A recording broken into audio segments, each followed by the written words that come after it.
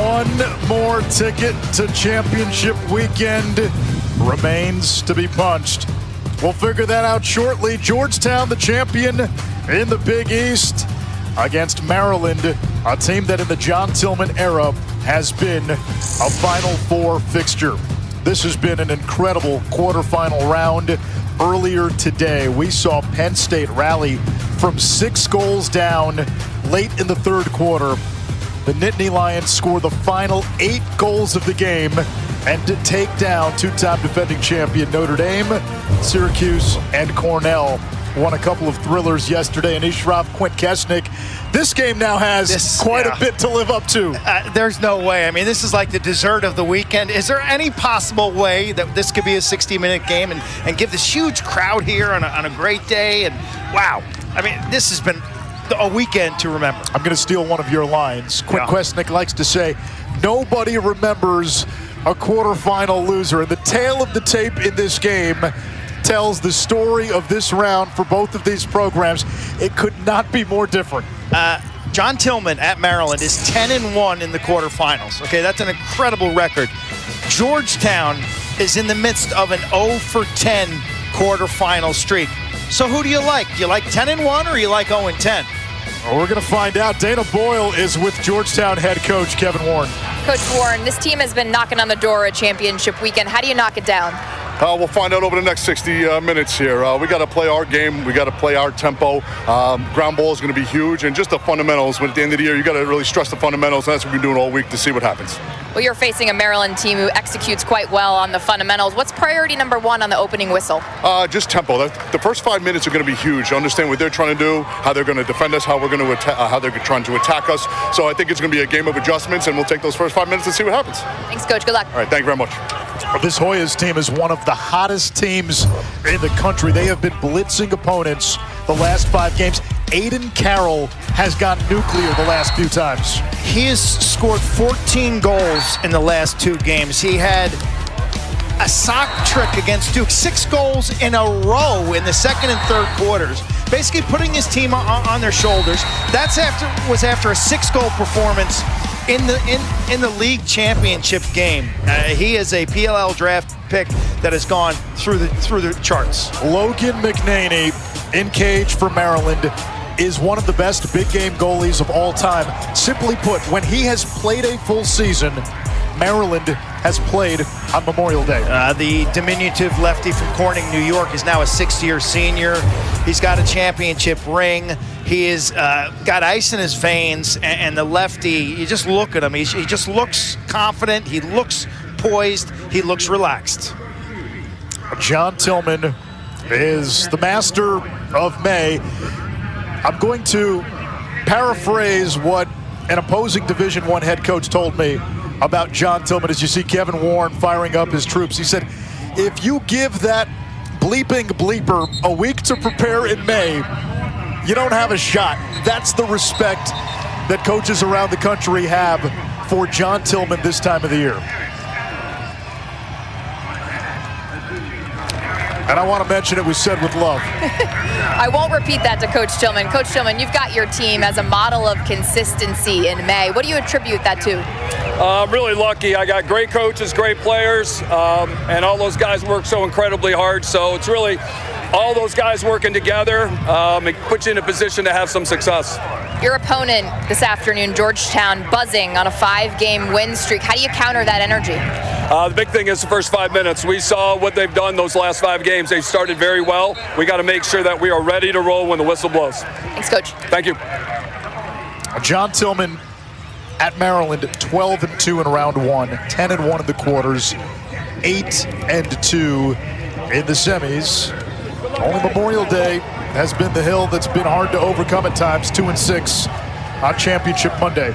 Kevin Warren called Tillman meticulous and brilliant. They work together at Harvard and at the University of Maryland. He said he's a thoughtful thinker. And Tillman mentioned to Dana the first 5 minutes, look, Kevin Warren can get his team fired up. I mean, they come off the bus with a certain passion. And so they're going to bring, the Hoyas are going to bring the heat in the first 5 minutes. John Tillman knows that, and he's got to deal with that first wave. These two coaches are close friends. They talk all the time. They text all the time. they share notes about their teams to each other, looking for feedback. Very few secrets between Georgetown and Maryland. We get a face-off violation right off the bat, and it's going to be Georgetown ball to begin quarterfinal number 4. What have the Hoyas done? Well, they knocked off Duke in round 1 after they blitzed through the Big East tournament. Offensively, this team had a game against Denver a little more than a month ago where they scored 3 goals. Since then, they're putting up 17, 18 a game. That would rank number 1 in the country, ahead of Cornell, who came in yesterday's game averaging 16 goals per game. So what they've done in the small sample size, all the puzzle pieces have fit together. They are crushing teams in the last 5 games. And it starts with 12 in blue, who took that shot. Aiden Carroll, the Big East Player of the Year. He's had the power of Babylon behind him the last few weeks. 8 goals, 2 assists in the Big East Championship. Followed that up with 6 goals in round 1 against Duke.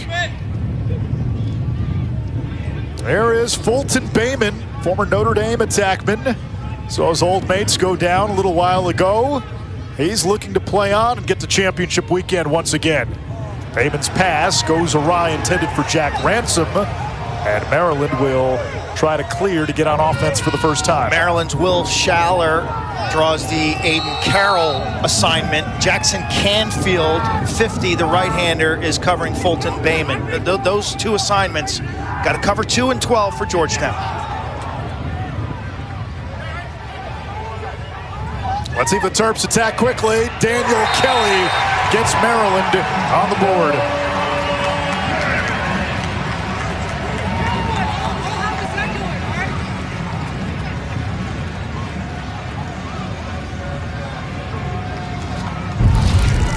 Terps prefer to operate in a slow tempo style, but they're given transition off of Georgetown's 10-man ride. You see Anderson Moore, the righty goalie out of Alabama, scuttering back to the net. But Maryland's underneath.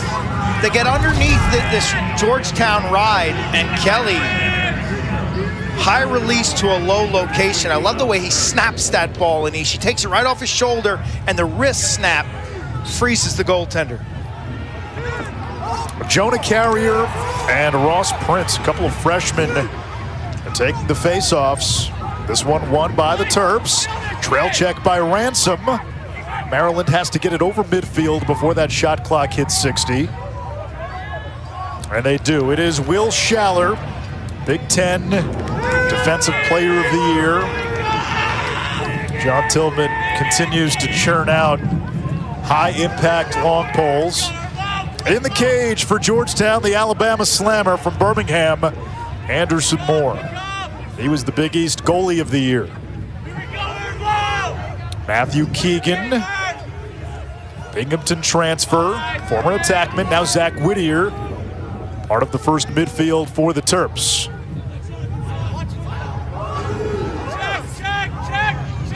Bryce Ford, another transfer behind the cage. He's from Fairfield. Now Whittier.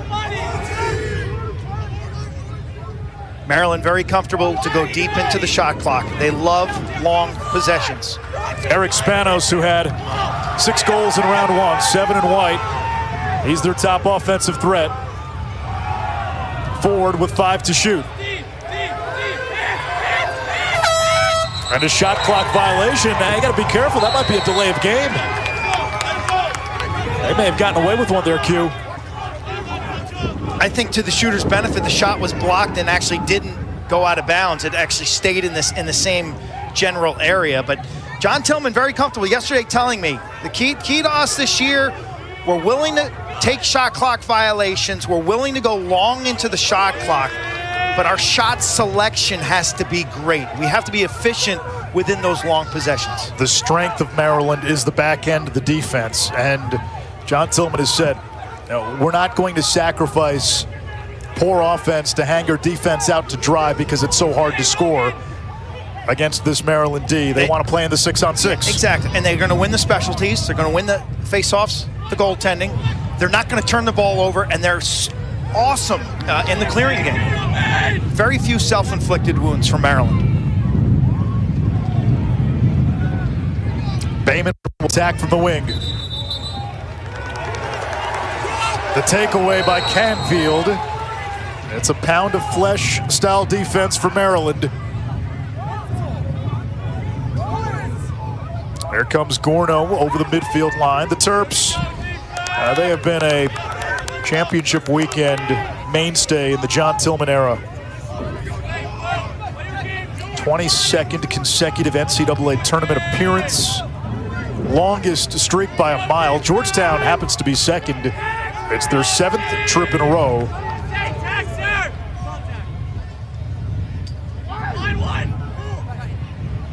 Hard shot by Elijah Stovall. Nice little action by the second midfield group. Stovall is emerging weekly, just improving. Here's Urksa, top side. And Georgetown's going to have that back up closest to the ball. When and where it goes out of bounds is on a shot awarded possession. Hoya's fans still on their feet. Good energy from Kevin Warren and their bench early in this game. There's John Tillman. That iPad has become his staple, and apparent that like every coach in every sport now is coaching. We're seeing more and more of those. John was ahead of the curve. Yeah, and he's not playing Candy Crush either. You look at this Maryland team in East. The one thing I think if you're a Georgetown fan that gives you hope, Maryland lost to Michigan and Rutgers this year. But when you look at their wins, they had by far the most impressive wins in the country and volume of impressive wins. Shot on the run. So where's the truth? You know, how do you beat a Princeton? How do you beat a Syracuse and then turn around later and lose to Michigan and Rutgers? They had offensive issues in both of those games. The thought is maybe you can keep this team below 10. Quinn, I think in a certain way that's a microcosm of the season. There are no super teams this year. Everybody has a flaw. Everybody is vulnerable somewhere. Bayman, the long dodge. Maryland's all about man-to-man defense. Now Jordan Ray, part of their top midfield, trying to bully against Stamos. It comes back to Bayman. He's got a short stick matchup. Kohler is Maryland's top shorty. Good pass, but into traffic, and Maryland's D closing quickly. Schaller 27, the lefty, tremendous defender. He saw it. He saw the Bayman mismatch, and he went. He wasn't hesitant. He doubled it without hesitation. Yesterday, Jesse Bernhardt telling me it's Fulton Bayman 2 and Aiden Carroll 12 that they must stop. The rest of the guys, we'll take our chances with. Carroll had 6 goals in the win against Duke. Bayman 4 and an assist. Involved in 12 of the 16 goals.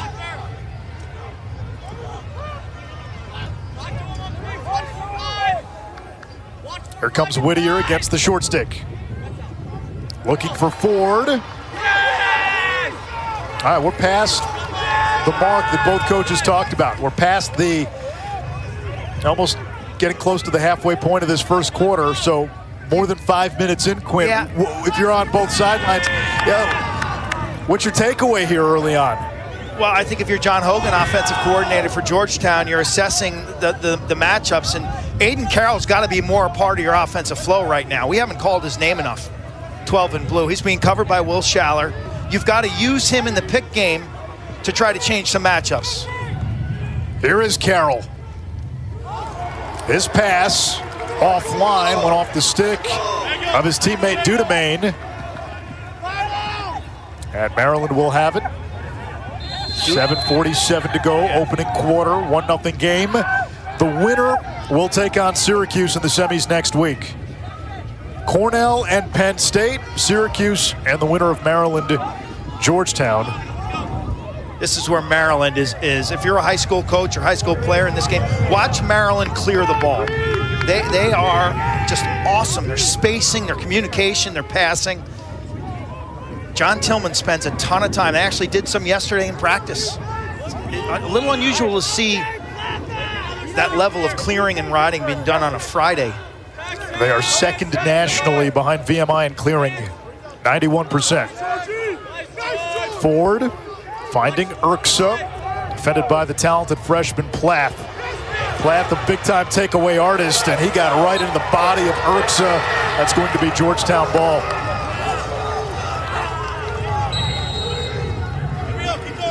Maryland does not have an alpha on their offense. They do not have an Aiden Carroll. They do not have a Matt Trainer. They do not have a CJ Kirst. It's the power of the 6. It's the passing. They did not get it across. Have to get it over midfield before that shot clock hits 60. 5 turnovers for Georgetown, just 2 shots. You better be restart ready against the Terps. They will pick their spots when they want to run. They are so good off of restarts, especially in the middle of the field. They get the ball and they're ready to go. John Tillman drills that a ton in practice. Situational lacrosse, he's the best in the business at it. Yeah, he treats that like basketball coaches treat, the inbounds play. That shot is deflected. Here's Spanos.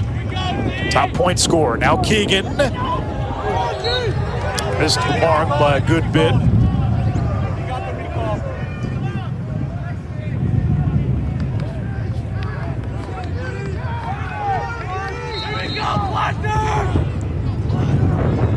Spanos looking to shake Plath. He stays with the matchup. Spanos, a big frame, missed the cage. Keegan moves it to Kelly. He usually likes to shoot from the other wing.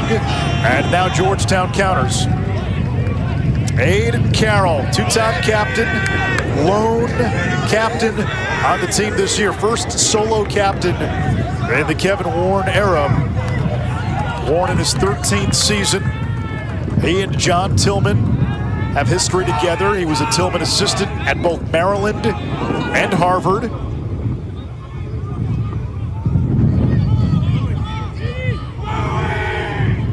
Bayman the trigger. He's defended by the freshman Lake. Swings it up top. Ransom missed the cage. Ransom, 19 in blue, is a golden eye. 2/3 of his shots. Wow, Maryland ball. On cage, yeah. With these staffs knowing each other so well, I was wondering if there's a little bit of I know, you know, I know, counterintelligence, maybe throwing some new wrinkles in. Ford, he's got a step down opportunity. That's a problem. Georgetown, a sloppy sub. Anisha took them forever to get their 6 guys out there. Maryland made its first shot. Kelly on the doorstep, 0 for 8 since.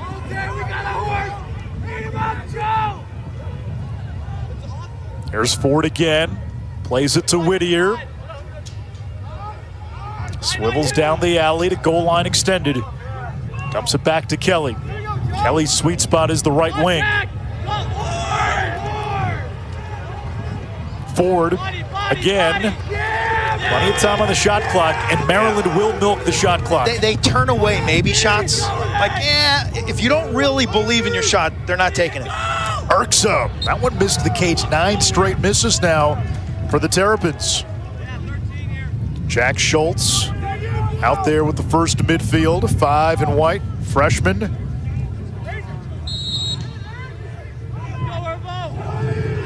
Now Spanos. He holds the keys this year, defended by Georgetown's best. Ty Banks, 17 in blue. Whittier off the feed. His shot blocked. Good closeout. Trickling toward the end line. Shot clock at 4, at 3, at 2. And Maryland is okay with that. And so's the Georgetown bench and Coach Kevin Warren right now, who knows how important those stops are. But time of possession is something that Maryland believes in. They believe that taking those body punches to your defense in a 4-quarter, 60-minute game are going to add up. To later on in the game, you're not as active on defense. It's going to open up some creases. You're going to get better looks. And it also puts pressure on your offense if you're Georgetown because you're a spectator. Hoya's waiting for their troops. There's a flag on the field. Maryland's got too many on defense. Yep, they're offsides. They've got 7.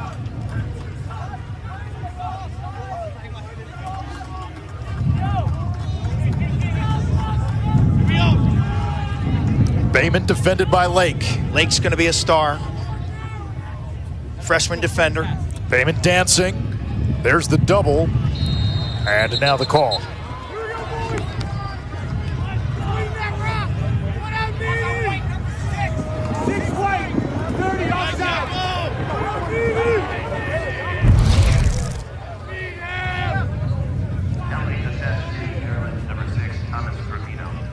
Kevin Warren is about as animated as they get. Where's his personality on the sideline? He's got that voice, too. We can probably hear him up here on the 6th floor. We could. And we're on the opposite side on the 6th floor. Well, the wind's blowing in that direction. It's like a walrus. Extra man opportunity here for Georgetown. They have not been good this season with the man up. Carroll probing. Maryland pressing out. Carroll feeds the wing. Shot from the outside. That's the look. Georgetown's gotten 2 10-yard shots in this game, and both have gone wide. Not a lot of shots on Cage early.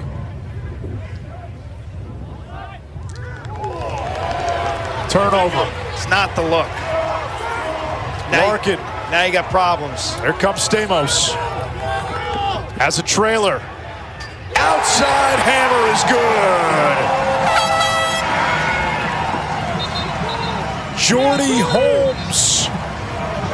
May is about unsung heroes, and Maryland makes it 2-0 on the goal by Holmes.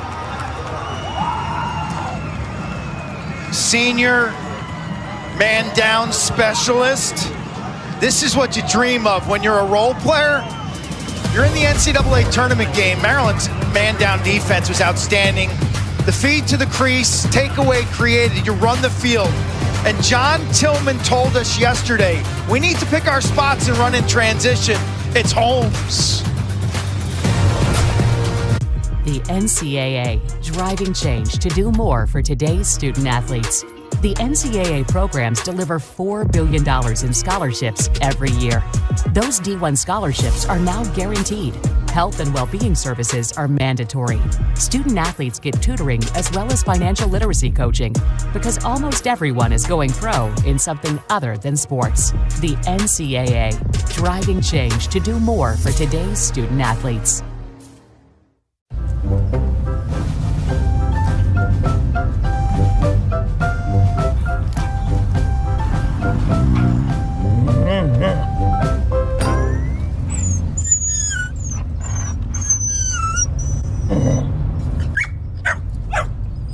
A large touchscreen keeps everyone happy. The Subaru Crosstrek. Dog tested, dog approved.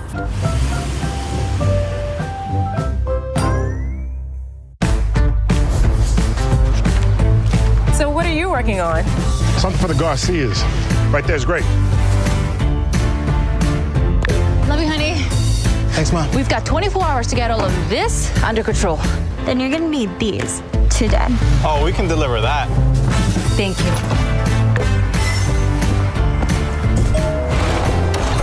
Today, tomorrow. Get delivery at the speed you need only at the Home Depot.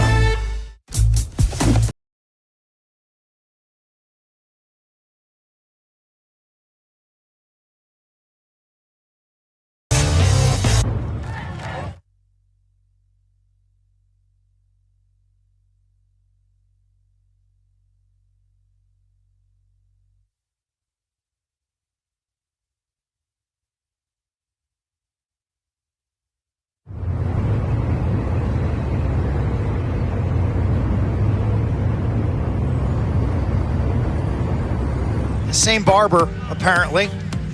These two, though, they text each other all the time. They call each other all the time. When we spoke to John Tillman on our Zoom, Kevin Warren joined early. Our producer, Adam Coppinger, decided to let Kevin Warren enter the chat. Hey, you're Coach Tillman. How are you? Patrick wants to know if he can stay over at my house for Saturday night. Good luck. I don't know why you haven't had invited everybody on this call over to your house to tailgate before the games. It's messed up, man. They don't respect you. You don't respect the Terps. No, I respect the Terps. You, not so much. You know. See, this is every week. Every week. It's every day. That's true. Pretty much every day.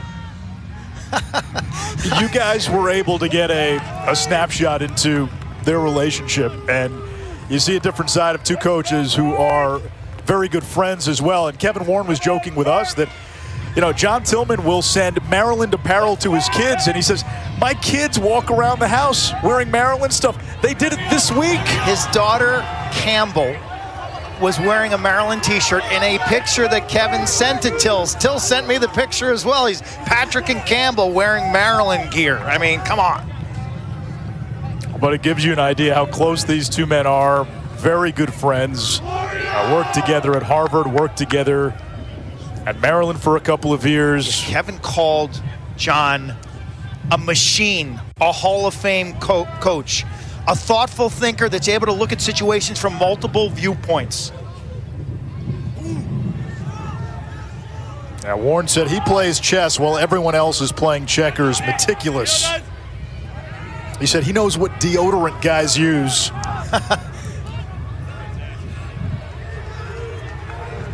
But the stories about how John Tillman preps, especially this time of year, legendary. It's what has made him the best coach in the game. Bayman wraps, saved by McNaney. Nice stop, kick save by the lefty, his second of the game. Maryland plays a man-to-man defense, okay?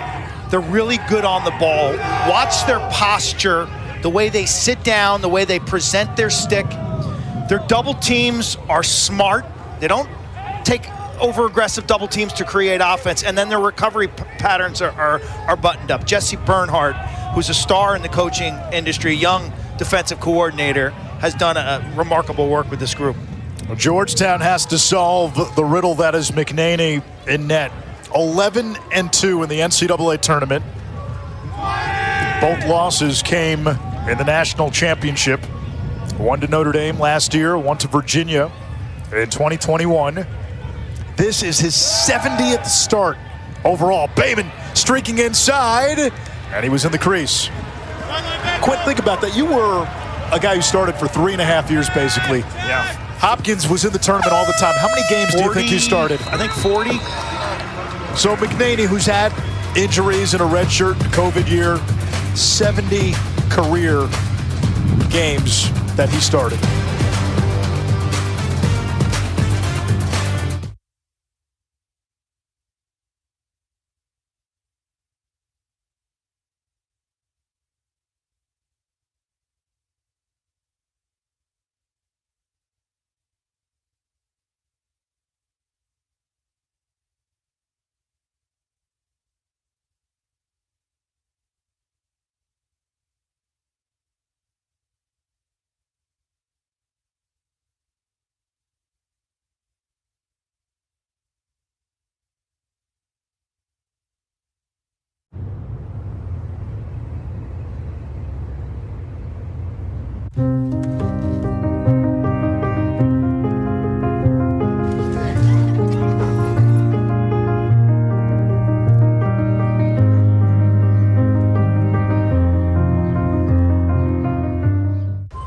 Wilson's on top, can't take her spot. She's a real one, through, always does what she'll do.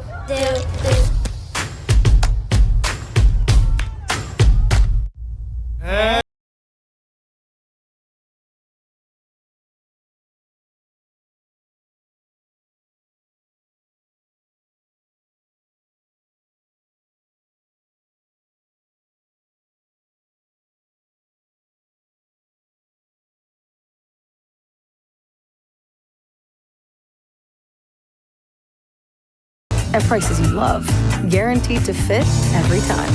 eBay, things people love.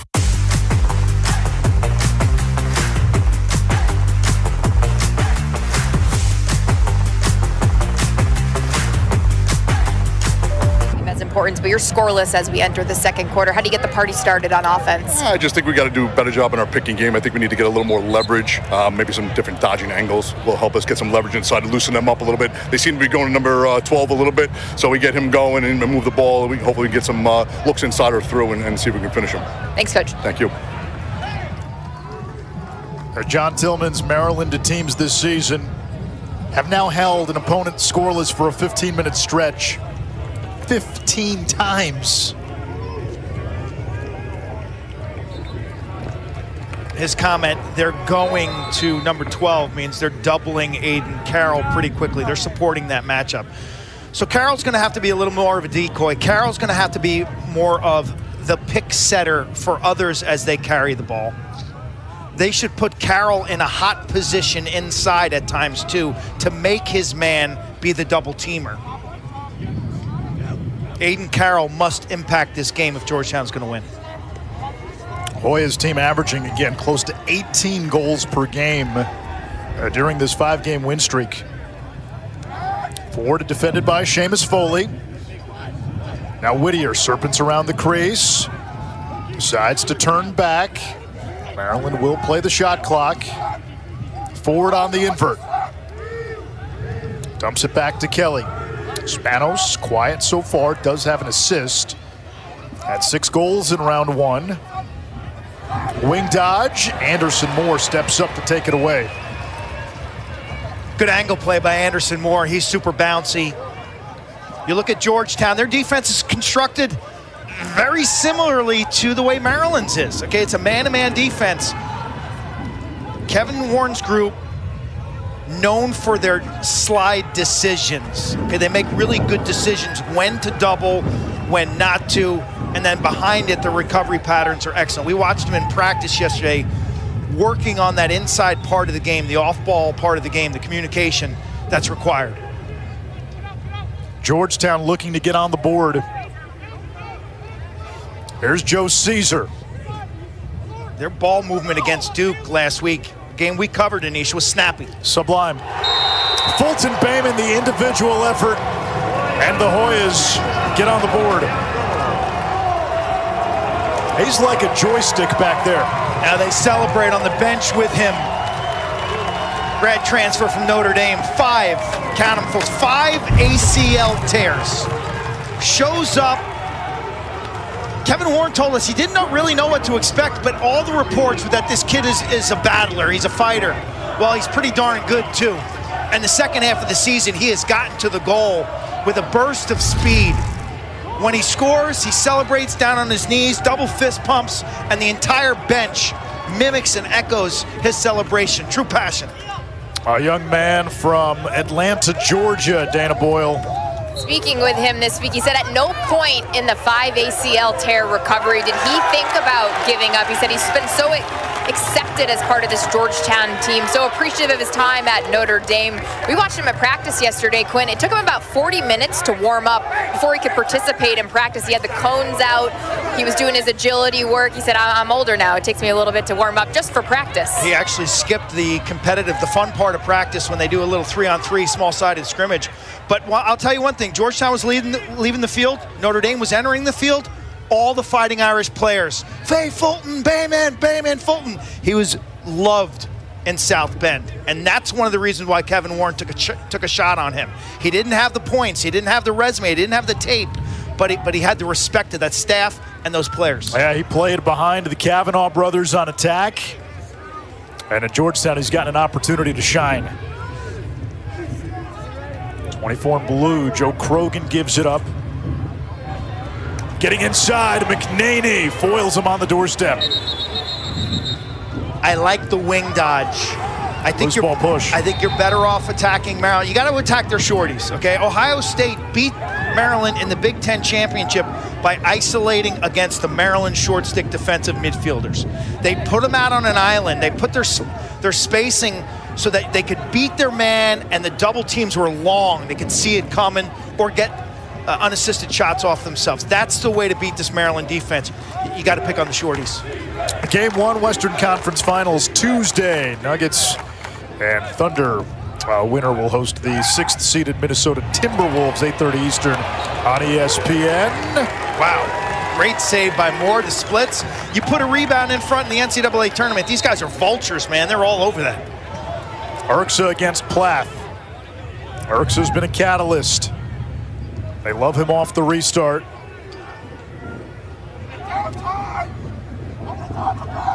Feed to the crease. Urksa cashes in. Aiden Aiken with the assist. 3-1 Terps.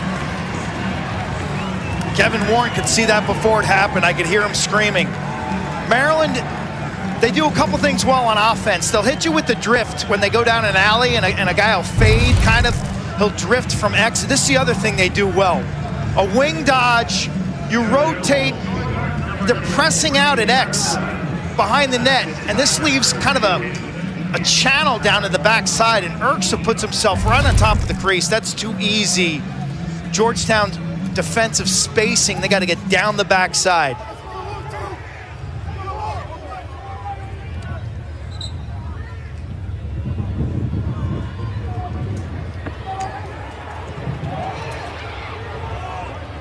Prince and Shea Keithler battling. George Acton vacuums the grounder. Acton, an Annapolis native. 34 in blue running to the sideline. Now the Hoyas will attack on offense. Cade Goldberg, senior out of Delray Beach, Florida. He's an initiator. Good assist man.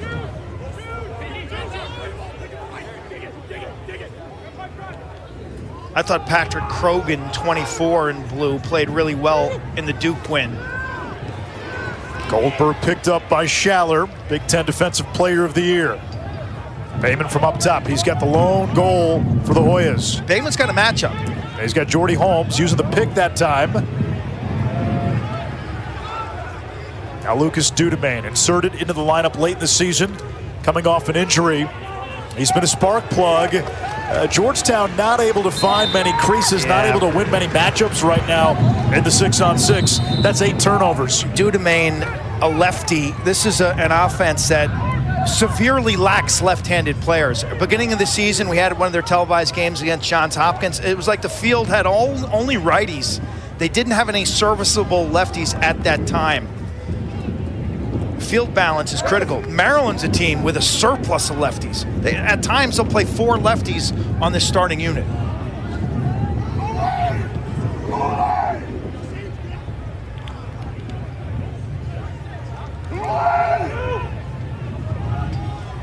Keegan against James Carroll. James is the younger brother of Aiden Carroll. Ford looking to turbine against Charlie McGurn.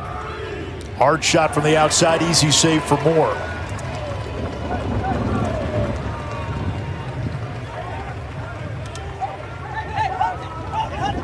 Maryland hasn't really been in the riding business this year. They would rather get their offensive personnel off the field.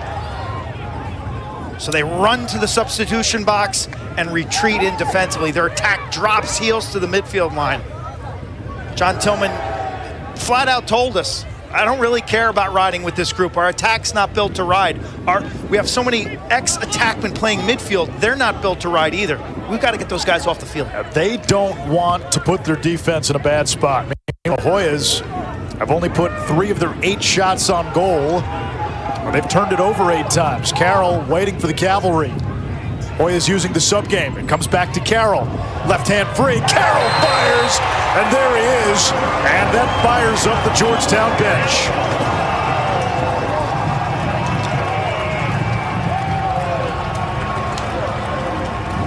Yesterday in practice, Kevin Warren and Georgetown rehearsed the sub game. This is a portion of your offense that needs to be addressed. And you'll see the player coming in from the substitution box puts Maryland's defense in a situation where they're down a man. They've got to rotate. Ball goes to Carroll. He dusts that long approach. Rolls back to his left hand, and he's dead center. And that's where you got to be against Logan McNaney.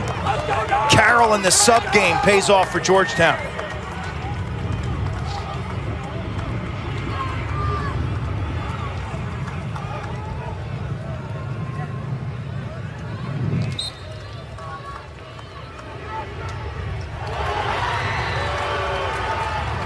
Hoyas will win another face-off. Acton's been good off the ground. Again, homecoming for him. 5-2 edge at the X for Georgetown. Looking to tie it up. George Acton, Jr., she said St. Mary's. Charlie McGurn, 37, another LSM from Massachusetts. And Ty Banks, 17, their close defender. Great ground ball players.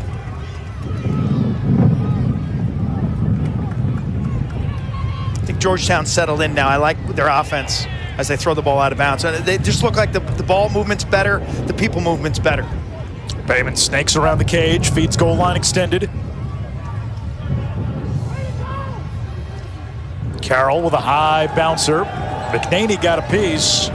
Really? It'll reset Wow. the shot clock to 60.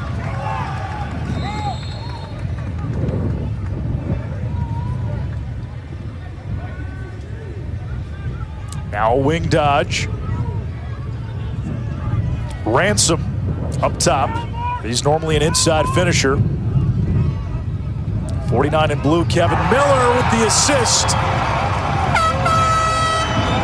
And Georgetown has tied this game at 3. The offense finding its legs as the Hoyas hope to snap that quarterfinal hex.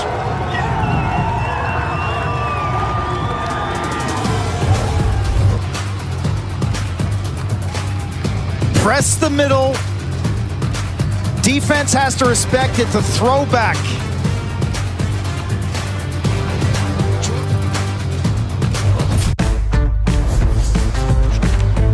So what are you working on?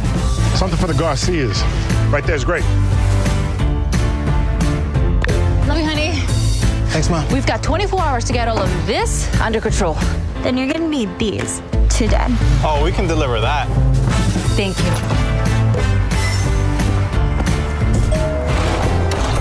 Today, tomorrow. Get delivery at the speed you need only at the Home Depot.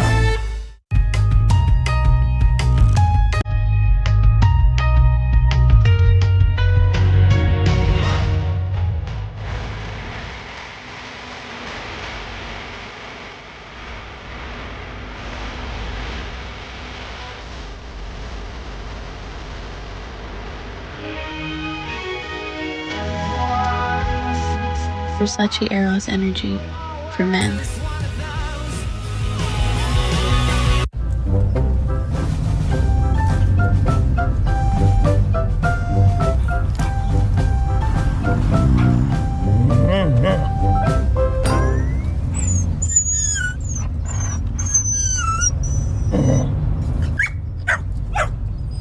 A large touchscreen keeps everyone happy. The Subaru Crosstrek. Dog tested, dog approved. Today, I choose us how to screen us for colon cancer. Here, on my land, not theirs. Give me Cologuard or give Excuse me? We can do that for you. What, no battle? Nope. Just a prescription. Victory! Cologuard is an effective and non-invasive colon cancer screen. What a singular performance can do in this tournament. Carroll for Georgetown did it last week. Trainer did it earlier today. Carroll now starting to heat up for the Hoyas. He scored the last 2. His first one was on the sub game. The last one, Will Schaller, 27 in white. Left-handed defender. That was just a lousy double team. He steps up field off the best player on the field in a backup responsibility.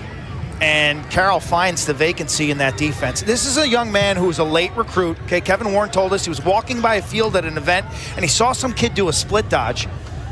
They end up signing Carroll. He comes to Georgetown. He's a scout team player. 2 years later, he's a part-time starter. 14 points 2 years ago, correct? 14 points. And last year, kind of blew up. And this year, now he's a bona fide Premier Lacrosse League draft selection. Well, incredible story. Number 7 pick, the Maryland Whipsnakes. Guy who started basically at the bottom of the barrel. And what Kevin Warren said about Aiden Carroll, as a captain, he can relate to every single guy on the team. The guy who's been hurt, the guy who doesn't play, the guy who's starting, the guy who's had to scrap for his spot, and the guy who's a star. He got 51 of the team's 52 votes for captain. You know who the only one who didn't vote for Aiden Carroll? Aiden Carroll. Nice defense there by Georgetown. Again, these teams very much are carbon copies of each other. Whittier spins it back, bounce pass. Georgetown's got to feel comfortable right now, Anish, with the matchups. There's nobody on Maryland's offense that's going to blow by you and take over a game. This again, they don't have that type of star. It's team offense. And against team offense, well, Kevin Warren can scheme it up. He can guard team offense. Ranizin on the clear for Georgetown. Now they wait for the offensive personnel. So Maryland's going to have to find ways to score outside the 6-on-6. Again, their two goals. Kelly off a ride. Gordy Holmes transition off the man down. 6-on-6, they only got one goal.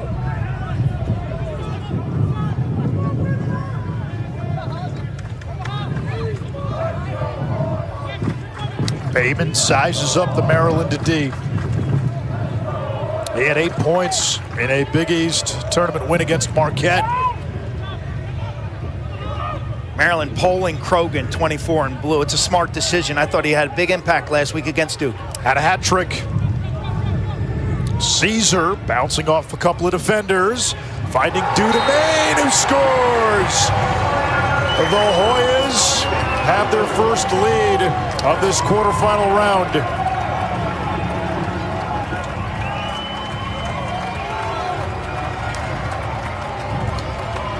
Lucas Dudemain, junior, lefty out of Canada. 9 points in the last 5 games after missing most of the season with an injury. Double team drawn on the wing. Turn away and then look inside. Caesar, the party starter. The release from the lefty from Toronto. Just an amazing transformation. Dudemain and the rest of this offense, they were dreadful late in the season. Lost at Denver 7-3 on April 12th. As Anish said earlier, since then they're averaging almost 18 a game. 17.8 goals a game. Yeah. In the last 3 games, Quint, they've shot 42%. That's the Big East tournament in round 1. Today's slow start. 0 for 6 in the opening quarter. 4 for 6 now in the second quarter. Keegan on the invert, guarded by James Carroll.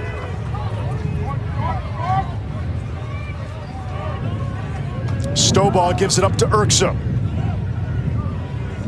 Maryland attacks from the wing. Terps will be patient. Forward the Fairfield transfer. He's two-handed. That voice you hear is Kevin Warren, head coach, Georgetown. Coming through Dana's mic. Urksa, Spanos, tie game.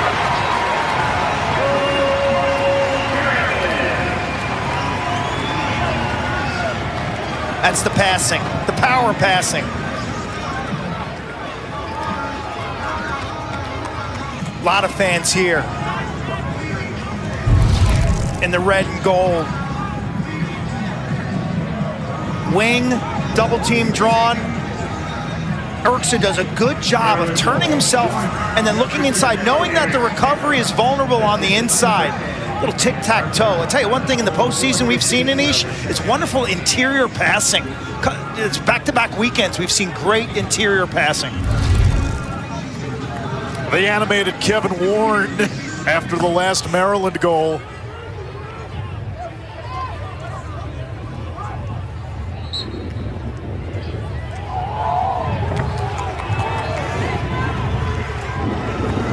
Dana, though, you've got a front row seat to maybe the best theater in the building.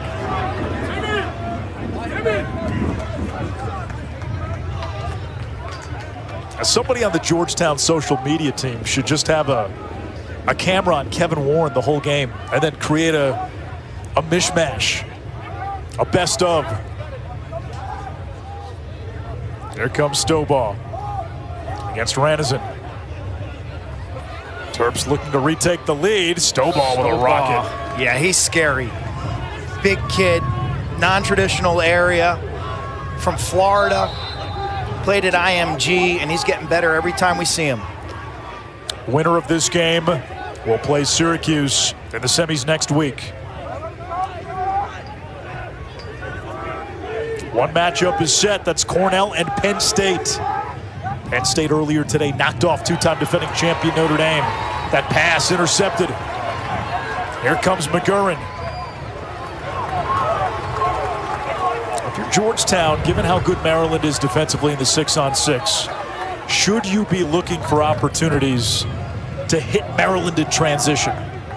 Yes, their Fogo Ross Prince has been good at pinching and popping and winning some of those draws out the front side. but Georgetown has not been a terrific team breaking out and scoring in transition directly off of stops this year.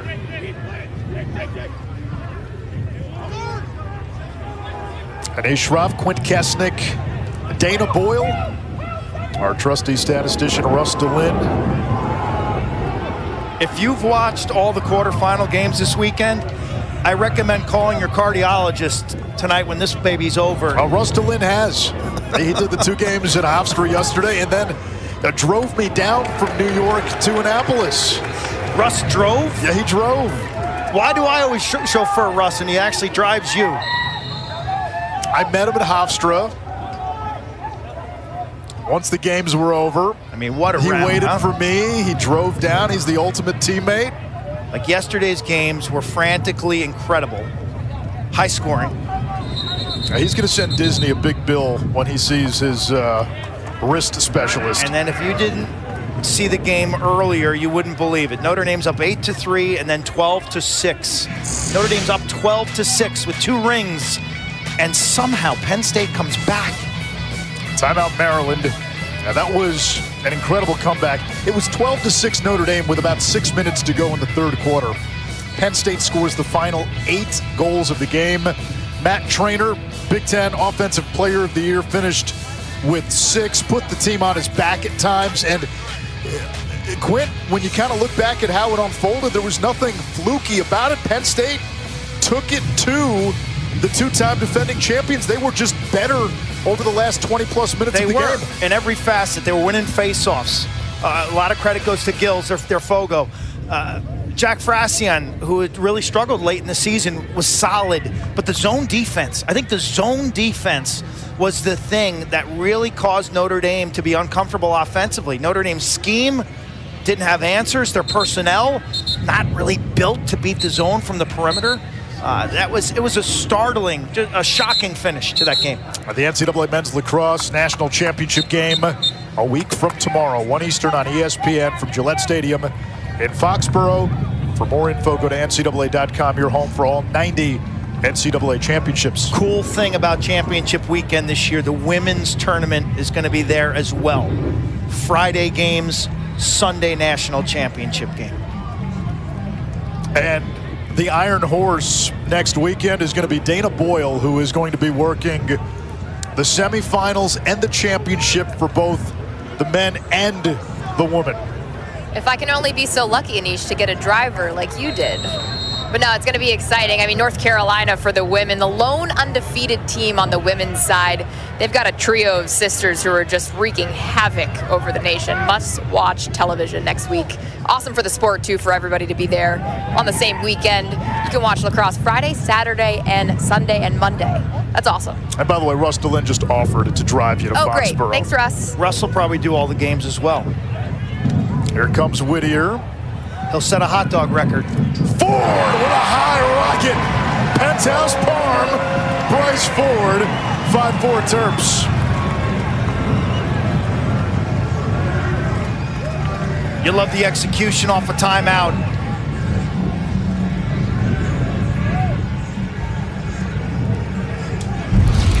Textbook rip. This guy is two-handed. He prefers his left. Georgetown doubles the invert, and you get the one more pass. And that's what this Maryland offense is all about. You know, Spanos has got an inside position there. You're thinking one more pass, but he just lets it rip. Bryce Ford, the transfer from Fairfield. John Tillman did a wonderful job in the portal this year, bringing in Ford, Matthew Keegan, Jack Dowd, and Noah Armitage. A lot of former attackmen, Quint, in there who Tillman has deployed as midfielders. Ford and Keegan, both left-handers. A lot of experience, a lot of success. Not the biggest names, I don't think, in the portal, but if you really do your investigation, you realize what type of people they were and what type of players they were. And John Tillman is not going to let somebody come into his program. He's not inviting somebody to dinner that he hasn't fully vetted. Midfield right now, Caesar, who's got the ball with Miller and Krogan. Final minute, opening half. Timeout, Kevin Warren.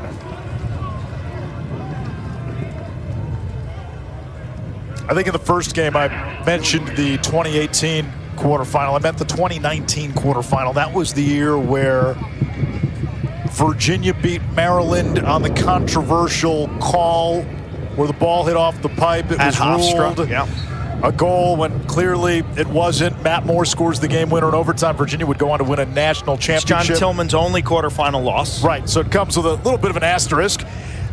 You had a Penn State Loyola quarter that year. Was Pat Spencer's final game in Hartford, Connecticut, with the Loyola Greyhounds. It was a 21-14 game. How many goals did he have? 9 goals or something that day? I think Spencer had maybe 9 goals, and then there was a Duke Notre Dame thriller. Joe Robertson scored a bounce shot, game winner, almost a change-up bounce shot. Oh, the soft, slow goal. Yeah, was that Penn Yale that year as well? And then Penn Yale was something epic wild, game. 19, 18, something crazy.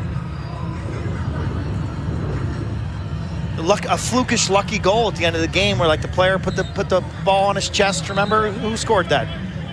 There was for Yale. You said his Jack name. Ty? Yeah.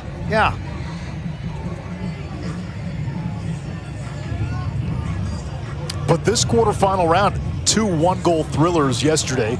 You go back to Cornell-Richmond.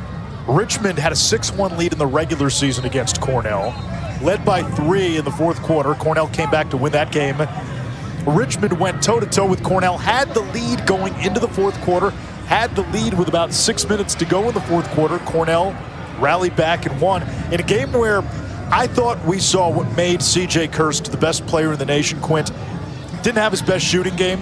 He had 10 ground balls as an attackman and 3 caused turnovers. They're going to hold for the last shot of this first half. And then you had Syracuse in a game that was supercharged, knocking off Princeton 19-18. That game felt for most of the second half like whoever has the ball last might end up winning. And then earlier today, Penn State coming back from 6 down in the second half to stun the 2-time defending champs. Chance here.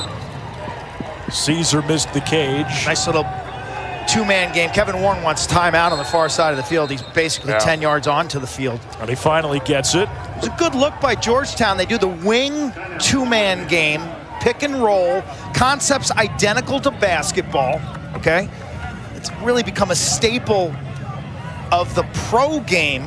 The PLL offense is more matchup related, and college teams kind of run more generic schemes, but I think the wave of innovation from the pro league to the college game is saying, hey, let's be more matchup. Let's attack their weaknesses with our strengths. Western Conference Final, Game 1 in the NHL. The Edmonton Oilers, Dallas Stars. Wednesday night at Big D. Coverage begins with The Point at 7:30 Eastern, 4:30 Pacific. Potential record-setting crowd here in Annapolis, Maryland. This is a region of the country that is lacrosse, and more lacrosse.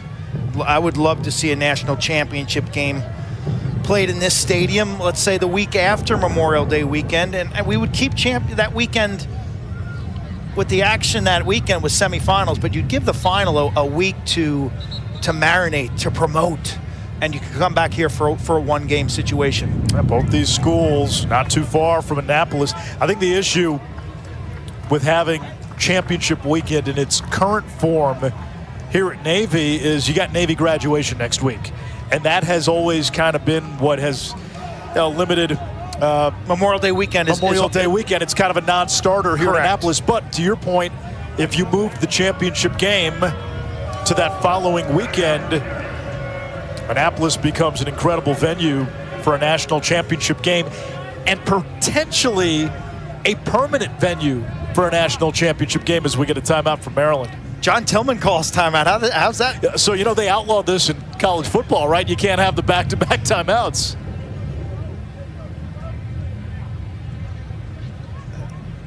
Both Jesse Bernhardt on the left of that shot is an Annapolis resident, as is John Tillman. John Tillman lives right next to the stadium. Georgetown assistant David Shriver lives down the street from Jesse Bernhardt, Maryland assistant.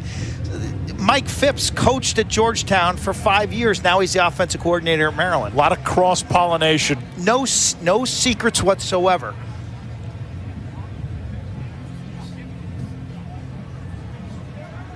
And while both head coaches are very close, they don't play in the regular season. They have not played in the regular season in the Tillman-Warren era at the respective schools, but they do scrimmage pretty much every year. They scrimmage in January. They then kind of conference call over the scrimmage and discuss it. What did you see? What do I see? What do we think of this personnel in this scheme? How did you react to this? And they actually help each other. It's almost like the NFL practice model. Maryland entered the quarterfinal round having defeated 5 of the other 7 quarterfinalists. Didn't play Georgetown. Hoyas in the final 15 seconds. Bayman to the left hand. McNaney the save with the shot clock winding down. Now Maryland trying to clear. They cough it up. A chance with 3, with 2. Caesar, and time expires.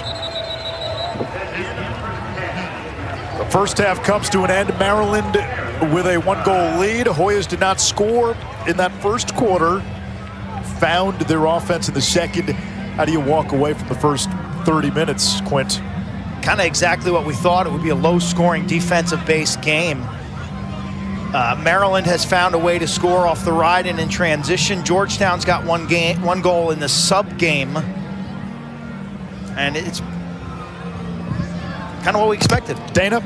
Coach Tillman, as advertised, low scoring, punch for punch. How would you assess your team's performance through 2 quarters? A little up and down. We definitely made some mistakes there, and our kids are playing hard. I give them that. We just made a couple mistakes, and they're so good that if you make those mistakes, they'll make you pay for it. But I like the way we're battling. Definitely improved the face-offs in the second quarter, and that was huge for us. What's your take on the pace of the game?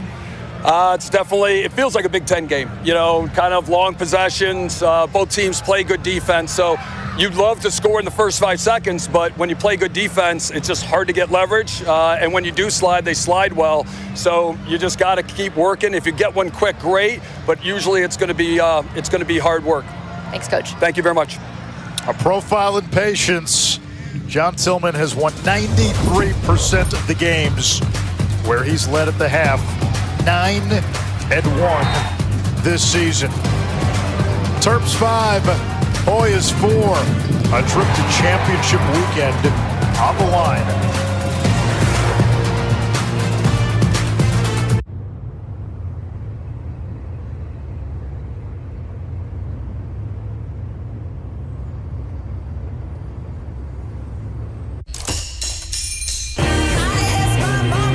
Consumer Reports' most reliable automotive brand is Subaru. It's no surprise they also named Subaru the best overall automotive brand. Safe, reliable, trusted, loved. Subaru. This is my coffee shop. And that's me in my custom shirt from Custom Ink. This week, we moved into a new, bigger space and brought on another employee. To celebrate, I ordered new branded gear for the whole team. Everything was so easy to make with Custom Ink's Design Lab. I just chose my products, added our logo, and placed my order. Our new gear really helps us look and feel like a team.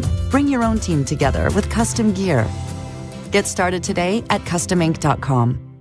The UFL is the spring football league. Serving exactly what you want. More of what you love. The atmosphere. There's a buzz right now in this building. The intensity. Touchdown! Whoa! Must see for every football fan.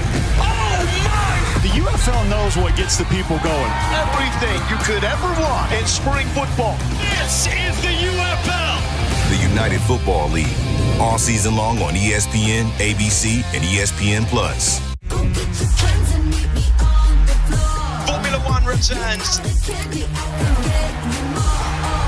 It's lights out and away we go.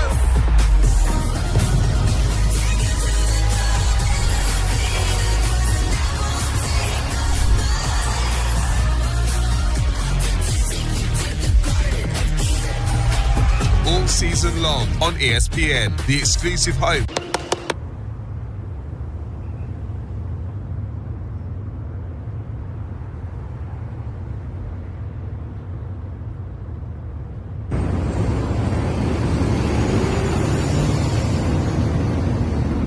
There's nothing better than May Lacrosse. Whether you're a little kid that's getting hooked on the sport, you're a player, or for us as ESPN analysts, it's the pinnacle of the game. You and I were kind of discussing best performances of all time in championship weekend. And there's so many unbelievable individual efforts by men and women in the sport of lacrosse, but there is one that really stuck out in my mind. It's not too long ago, 2016, Chris Cloutier for the University of North Carolina. Here he is. He's only a sophomore at the time. They're playing Loyola in the national semifinals. He has 9 goals. The Canadian left-handed, big dude who just loves to eat checks at goal line extended, dominated that semifinal performance like I haven't seen before. I mean, 9 goals he couldn't miss, but he was also so physical. He was a man amongst boys. And then 2 days later, Carolina's playing in the national championship game against Maryland. The stakes were so high for Joe Bresci and that program. They finally got back to championship weekend. For the first time since 1993, Cloutier delivers again. They beat Maryland by 1 goal in overtime. Who do you think scores the winner? It's Chris Cloutier. He had 5 that day, including the game winner in overtime. So take a bow, Chris Cloutier. I will never forget that game winner. That was epic. And I will also never forget that they won that title as an unseeded team in that NCAA tournament. What a run that was. But for me, I'm going 2009 Northwestern Wildcats. Katrina Dowd, a name that lacrosse fans know so well. In that tournament run, in the semifinal game, they were playing Penn. They were down in the first overtime. 2 seconds on the clock. Katrina Dowd picks up a ground ball. A no-look, backhanded, diving effort to score to send it to double overtime. They end up winning it. She had 4 goals on that game. In the national title game, they beat UNC 21-7. Absolutely beat the brakes off of them to go on and win the national title. Katrina Dowd set an all-time record for NCAA goals scored in a tournament run with 22. It felt like in that moment, in that tournament run, she changed the game of women's lacrosse for the rest of time. The way that she played, the style, the stick work, the creativity, she was all over the field in every single matchup they had. Her winning spoke for itself, but it was the way that she played that inspired thousands. Unreal. Katrina Dowd is from my hometown, Yorktown, New York, so I used to watch her play and be amazed at what she could do. I think she had a similar impact as Mike Powell had in the men's game. Everyone just would go to YouTube and couldn't wait to see what Powell or Katrina Dowd did. Performances that will last forever.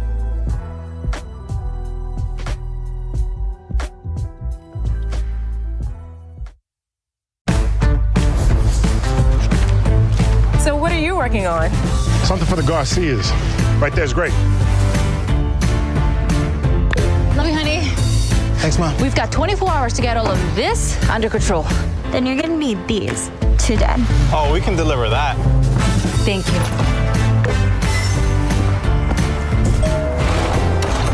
Today, tomorrow. Get delivery at the speed you need only at the Home Depot. Every dream for your future starts with a plan. But at Corbridge Financial, we know it takes more. It takes action, like connecting with a financial professional to help guide you. Choosing retirement solutions so you can live the life you've worked for. And life insurance to protect the ones you love. Great things happen.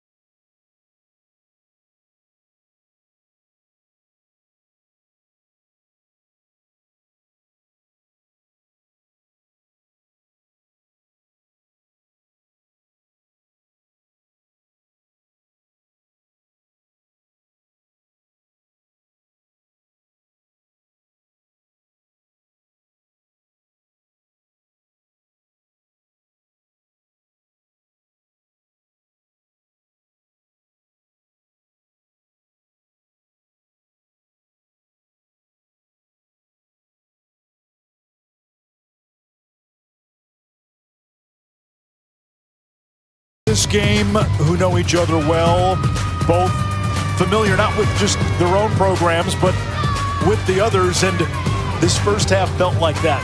Not a lot of secrets, a lot of jabs being thrown, feeling each other out to see who's going to have the wrinkle, and I'm not really sure, Quint, there was some major wrinkle in this first half. It kind of went according to script. No, both teams kind of know their identity at this stage of the season. Both teams are defensive based, and when Georgetown started this game shooting 0 for 6, didn't score in the first 17 minutes, that didn't set a great tone for them, but they bounced back, I thought, in the second quarter. Yeah, 5-4, Maryland with the lead. The Terps got a couple of goals early, unsettled situations. You brought up the point, Quint. They pick their spots really well when to run. They can run.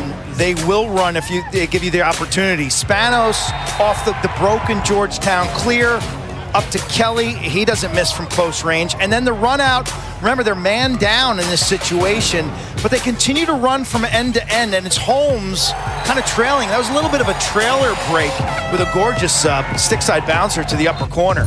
Georgetown scoreless in the opening 15 minutes, got going in the second. Yeah, I thought it was interesting that Maryland shifted Peter Lake to the Fulton-Bayman matchup. Here he is isolating against the short stick. The double team is just late. That's a communication breakdown on the defensive side. And Aiden Carroll's done his best work kind of starting off ball. That's given Will Schaller, 27 in white, some issues. Schaller's covered him well, but when Carroll's been the off-ball guy, Maryland has twice in that second quarter struggled to find 12, the righty shooter. Look at the first half stats. 10 turnovers for Georgetown. That is somewhat concerning in a low possession game. And 14 shots is concerning. Yesterday we saw Cornell take 50 shots. So you just see the differences in the way these teams approach this game of lacrosse. It's like watching football, no huddle spread offense versus old school 2 tight ends and a fullback. We 12 personnel. Yeah. Yeah, this isn't going to be Syracuse Princeton. That's what you're saying. Exactly. Which is fine, but it is what it is. Maryland wins the opening faceoff of the third quarter. Jonah Carrier, who has been the lead guy at the faceoff X down the stretch for the Terps. And John Tillman alluded to that when he was talking to Dana at the end of that second quarter, saying this feels like a Big Ten game. Yes, it does. Possessions matter. Ball security matters. Keegan, the sweep. Back to Ford, who's got a goal on the doorstep. Whittier, perfectly executed on the merry-go-round.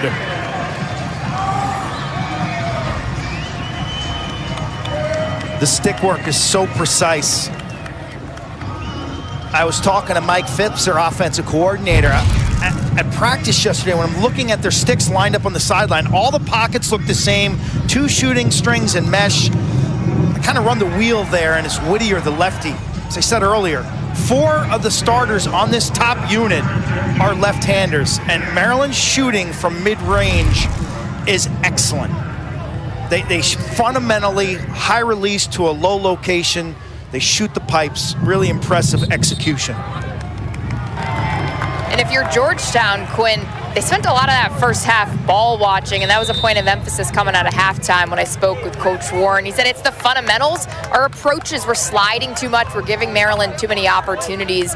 And then offensively, when they do get the ball, there needs to be a sense of urgency, but controlled urgency. He wants to go deeper into the shot clock.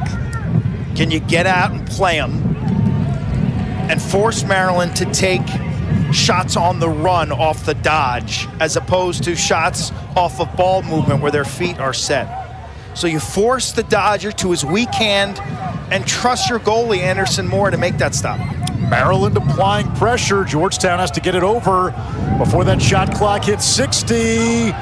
Boy, that was close. Anderson Moore, the goalie. Now he's going to run back. Georgetown gets its personnel on. First offensive possession in the second half. Moore might be the best clearing goalie in the country, Anish. He's a next-level athlete. He can really run. Are you saying he's an SEC athlete? He reminds me of Jimmy Beardmore, the late, great Maryland goalie from the mid-'80s. His ability to kick ground balls, and twice last week against Duke, winning runouts to the end line. That matters. Those are possessions. He's an Alabama kid. Here comes Aiden Carroll. Sweeping across. Over to Ray, draws the double. Carroll thought about the step down. Instead, plays it back to X. Bayman looking to get top side. Fires. Could be McNaney. Missed the cage. McNaney gets the backup. I love what John Tillman said about Logan McNaney. 70 career starts now. He gives the entire team confidence. Even if the team gets off to a tough start, McNaney never gets flustered. Hope you saw our story for Game On. I spent the day with Logan and Coach Tillman and Eric Spanos down in College Park. Tillman and McNaney, both from Corning. Logan at first thought College Park was too big, but on his recruiting trip, Tillman and Logan walked campus, came to an agreement, and because of the brotherhood, Logan said he chose to be a Terp. He was pivotal on that 2022 team. With all the talent, it was Logan McNaney who was the most outstanding player of the NCAA tournament. He just doesn't. More, the denial. Doesn't seem to rattle. You know what I like and respect about him is even in his great moments, he's the same keel. Like the game he played this year in Atlanta against Notre Dame, he stole the show. The kick save with 20 seconds to go in the game. In all these big games, at these big moments, he's never pointing to himself. He's never cheering. He's just like flatliner. I remember what his mom, Kim, told me championship weekend 2021. She said, you and Kark are always talking about how goalies are crazy. And I said, well, you have to forgive us. You happen to be our point of reference. She said, my son is not crazy. He's normal. I don't know about that. He's an applied economics major. Dealing with a lot of injuries last year. Had the thumb injury before the championship game. Turnover by Georgetown. But this part of his game right here with the ball in his stick around the crease, it gives his game layers. He's not just a stopper. He's a really smart guy, helping Jesse Bernhardt, defensive coordinator, design their slide packages. What shots does he want to see or not see on a particular day? Who does he fear? Who does he feel comfortable saving? And then the clearing and ground ball game.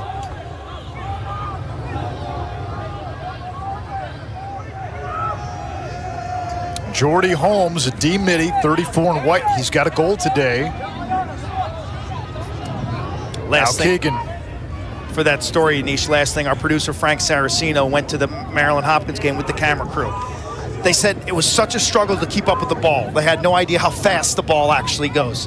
And he said to me, those goalies are a little nuts. You're not going to get a counter argument from me after working with you all these years. Bryce Ford looking to slip past Acton. Keegan backs up.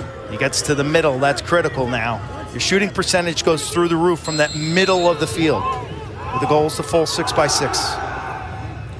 Whittier had the last tally for the Terps. Shot clock at 6. Flag down. So Maryland will get a free possession here and an extra man opportunity. That's a tough one for Georgetown late in the shot clock. Quentin, is that one where you got to have awareness knowing how much time is left? Yes. Matt Palin makes the call. Maryland is so stubborn. A little change of speed, a little stutter step right there, and the defender runs up your back. Joe Ranizin from Portland, Oregon in the box. Jesuit High School, same high school that produced Sam Handley, the former Penn standout.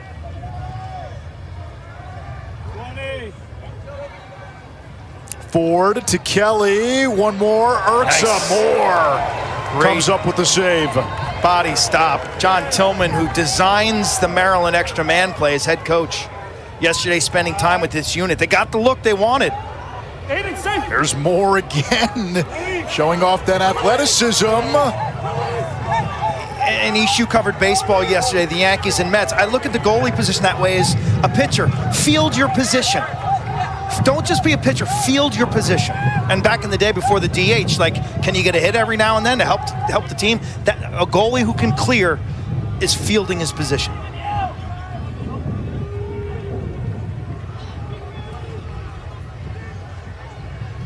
Shot on the run, missed the cage.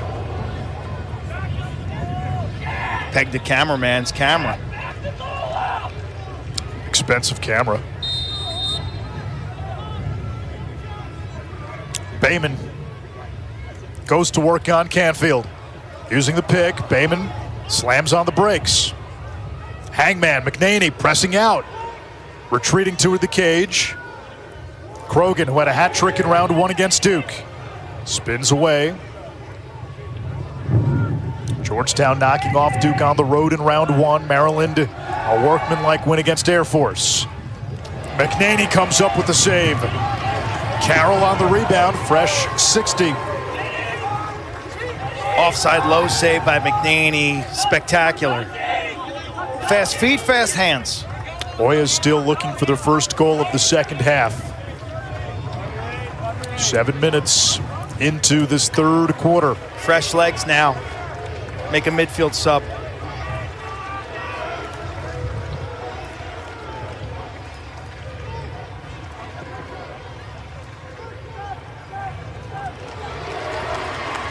Right, give it up again. McNaney's there. It's good coverage inside by Jack McDonald, their LSM, a PLL draft pick, number 16. I think he's heading to the Maryland Whipsnakes. Good player. Awesome off the ground and in transition. Going to the Chaos, second round pick.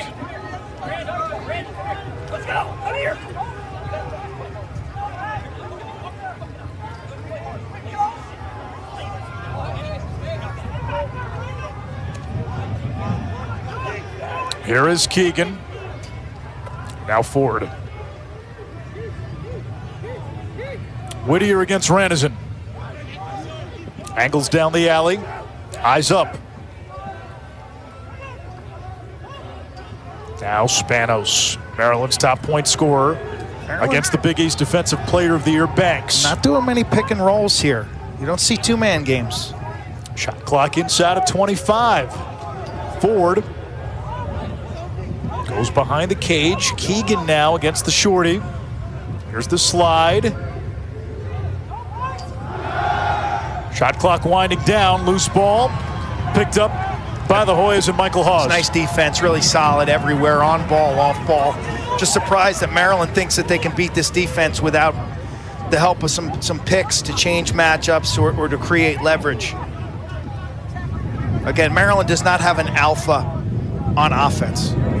It's not a bad thing, but they just don't have like a guy who can automatically draw a double team. What's the last team that won a national championship without that guy? That's a tough question on the spot, Anish. I mean, Maryland 2022 played team lacrosse, but they had like 4 alphas. And remember, Wisnauskas was the Tuarton Award winner. Here comes Carroll streaking in from GLE. Defended by Schaller. Matchup you pay to see. Carolina have a true alpha on that team. Pontrello became that guy in 2016. X was kind of the difference for them that year. And they had Kluche, who had a big NCAA tournament. On the rollback, McNaney again. Hold on, flag down. After the shot. The Maryland contingent expresses its displeasure. It's been a consistent call today. When guys have come in a beat late, the officials have thrown the flag. Just look at McNaney. Boys on white 27, contact to the head. We're going to take a look. White 27, white 27. Will Schaller, contact to the head. They're going to take a look. Watch him. He is a physical player. He lives on the line. Big lefty from the Hill School in PA. So now, based on the severity of this, they'll assess what kind of penalty it can be. It may just be unnecessary roughness, but if they feel it's indirect contact to the head and neck area, that's a 1 minute non-releasable. Direct contact, 2 minutes. Flagrant can be 3. See what each angle brings. Schaller, left side of your screen. I don't think it'll be upgraded. Great crowd that we've alluded to a few times. 17,721 in attendance. That is an all-time quarterfinal record. This place has incredible tailgating. Annapolis is one of the most underrated small cities in the country for tourism. The helmet right there? What do you think, Q, when you watch the replay again? I'm not upgrading this. I don't see anything there that leads me to believe that they should add any minutes. I give them 1 minute, no parole. 27, 1 minute indirect. Go ahead and deliver. But again, I played at a time where guys ran around with wooden sticks trying to annihilate each other. Contact to the head, 1 minute, full time. 127. Well, they'll say 1 minute. Yeah, that's full time. That's exactly what I thought it should be. Is an indirect hit to the head and neck area. This is a chance for Georgetown to get back into the game. However, Maryland, one of the best man-down defenses in the country. Yeah, Maryland's D. And Georgetown has one of the worst man-up offenses in the country. Hoya has had that 17-minute scoreless streak to start the game. 15th time Maryland's done that this season. This defense has held people to 10 goals or less in, 13 of 15 games this year? Georgetown in the midst of another scoreless streak of about 15 minutes right now.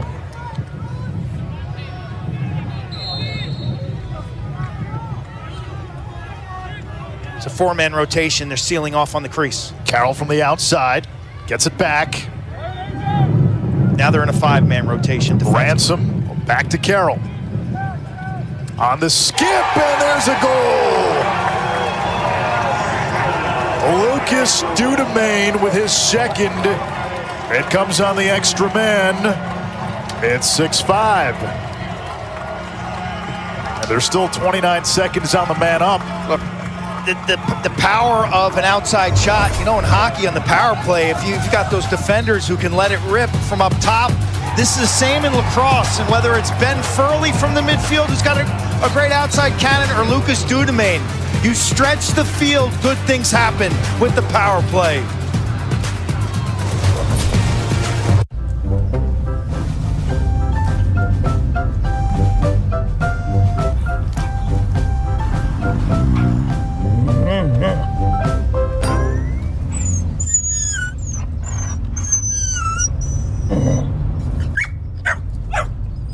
A large touchscreen keeps everyone happy. The Subaru Crosstrek. Dog tested, dog approved.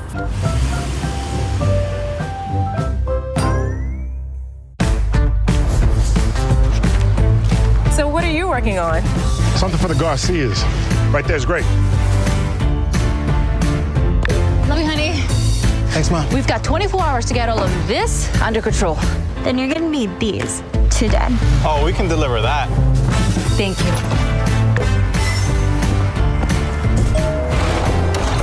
Today, tomorrow. Get delivery at the speed you need only at the Home Depot. NCAA athletes don't just compete, they make history. Representing our nation with pride and excellence, they bring home the hardware. Our college campuses serve as training grounds for the next generation of stars. Catch tomorrow's Olympians and Paralympians on the NCAA Championship stage today. Every dream for your future starts with a plan. But at Corbridge Financial, we know it takes more. It takes action, like connecting with a financial professional to help guide you. It's Monday, May 26th, 1 Eastern on ESPN from Gillette Stadium in Foxborough, Massachusetts. For more info, go to NCAA.com, your home for all 90 NCAA championships. Big face-off here for Georgetown, down 1 with the non-releasable extra man. Georgetown faces off 3 versus 2. Not all face-offs are created equal. You got a free winger coming in. Oh, life isn't fair, Quint. Free winger coming in to the Georgetown face-off man's left side. Ross Prince is a big face-off for this freshman.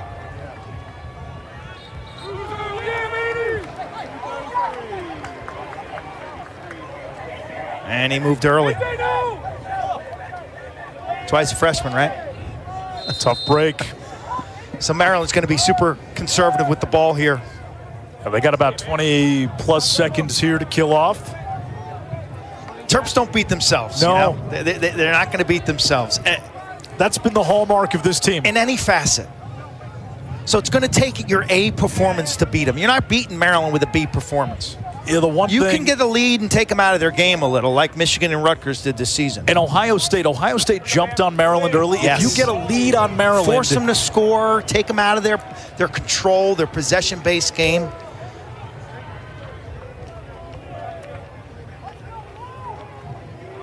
Oh, we've seen it in the past. John Tillman has been so good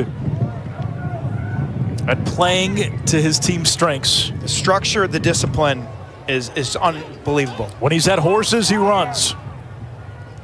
Spanos. It reminds me of Bill Tierney's teams at Princeton. Just structurally so sound.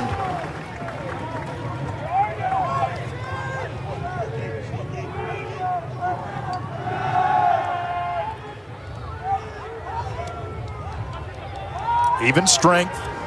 Shot clock, though, is at 3. And again, for Maryland, you kill the man up. That's more important for them than the offensive possession. And have we seen them take a bad shot today late in the shot clock that Anderson Moore catches and leads to a potential run out? No. They retreat and they're comfortable just living another day, right? Yeah, one of the great quarterfinal upsets of all time, authored by John Tillman back in 2011. His first season with Maryland. They faced a Syracuse team which, Quint, might be the most talented team never to make championship weekend. And that was the game that probably got the shot clock instituted in college lacrosse. Thank God. They held the ball, they held the ball, they held the ball. They played keep away and won, what was it, a 6-5 game? Yeah, 6-5. Grant Catalino, game winner in overtime.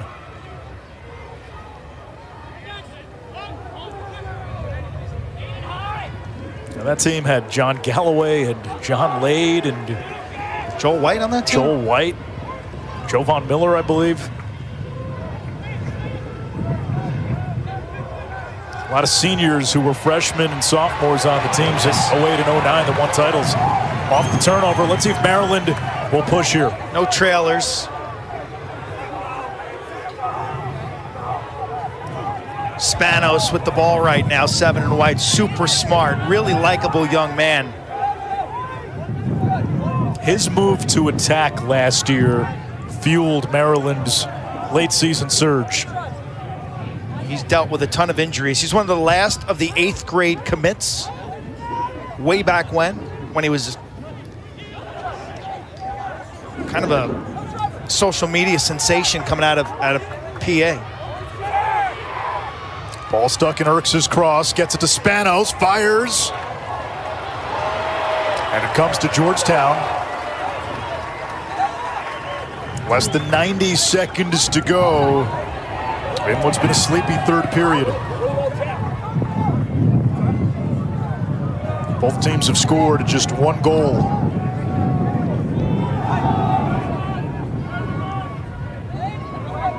So Ohio State had great success isolating against the midfield, the short stick defenders in space.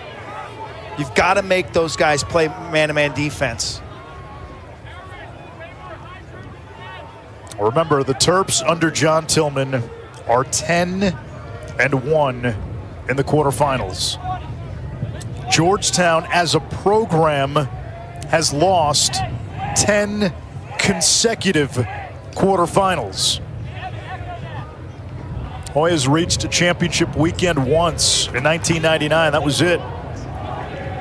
Final 30 seconds of the half. Shot clock at 15 now. Carroll, right hand free, on the run, shoots. Good recovery there by Maryland. They got the slide in time. It altered the shot, and McNaney with an easy save. Now Maryland in the final 15. Spanos from goal line extended. Attacking Banks. Yard sale, Ty Banks. Big East Defensive Player of the Year, but we do have a flag. 3.9 on the clock. Day, this is like a full-out farmer's market in downtown Annapolis by the harbor. Matty Palin, by the way, taking it on the sideline. Mike's picking that up. Let's go to 80. Lots to check by Banks. Poke. Pop. Dislodge ball and stick. That is the definition of just an amazing poke check. Ty Banks, high All-American. He's only a sophomore, British Columbia, plays indoor in Coquitlam. He's a star. Maryland with possession will begin the fourth quarter with the ball and the extra man. No face-off.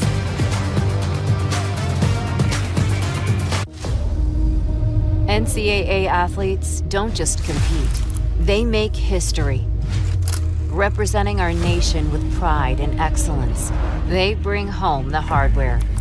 Our college campuses serve as training grounds for the next generation of stars. Catch tomorrow's Olympians and Paralympians on the NCAA Championship stage today.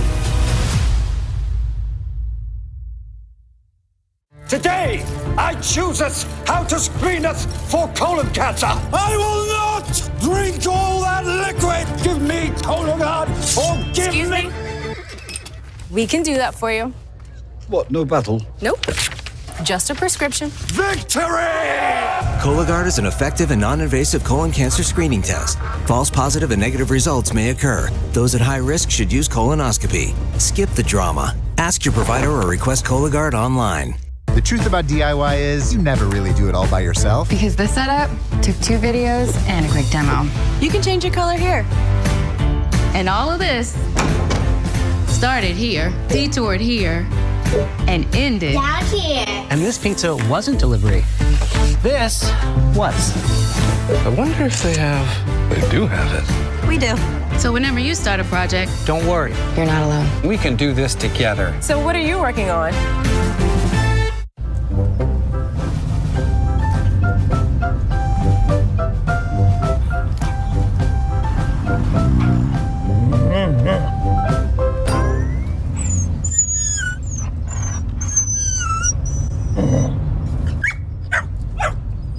A large touchscreen keeps everyone happy.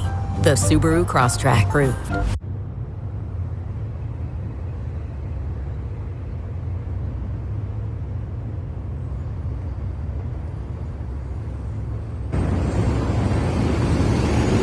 To 2005, Maryland, Georgetown, quarterfinals in Princeton. 93 seconds to go in the fourth quarter. Bill McClone from Maryland scores on the empty net. Hang on. Dave Urich calls for a stick check. A young Hans Wittelsberger says illegal stick. Penalty on Maryland, ensuing Georgetown man up. Peter Cannon ties the game at 8. We would go to OT. Could Georgetown get to championship weekend? No, you know how it ends. Andrew Schwartzman in OT. Game winner for the Terps, who punched their ticket to the national semifinals. Pikesville's finest. That's Jesse Schwartzman's brother. You saw 17 for Georgetown in that. That's Brody Merrill. That was his last collegiate game. You also saw, I think, Joe Walters wore 1 for Maryland that year. Dave Cottle, Terp head coach at the time. Extra man opportunity for Maryland to begin the fourth. No face-off. Terps had possession when the third quarter ended. Here's Ford. Thought about the outside shot. Spano swings it, goal line extended, gets it back. Back to even strength. Urza missed the cage. We haven't seen many shots on target today by both teams.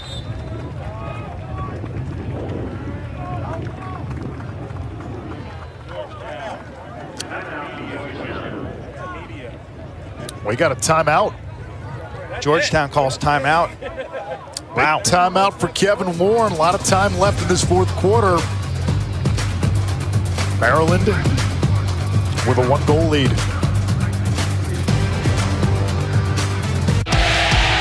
The road to national championships runs through NCAA.com. And whether you follow one college team or all of them. It's never been easier to get the content you want all in one place. With live broadcasts of multiple championships across all divisions, with exclusive access and highlights for every single championship. Stay in the game all season long with NCAA.com, the home of college sports.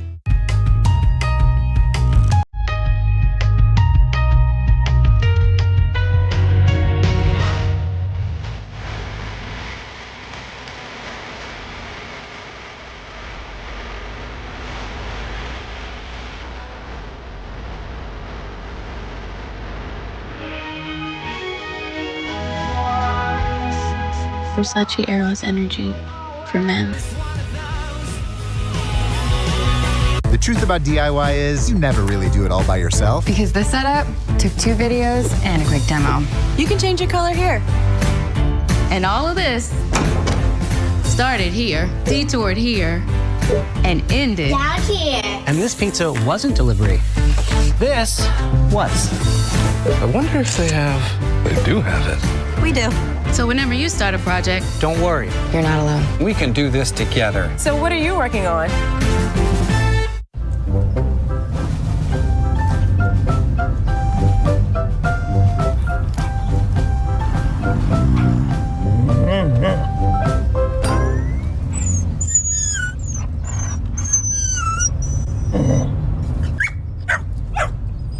A large touchscreen.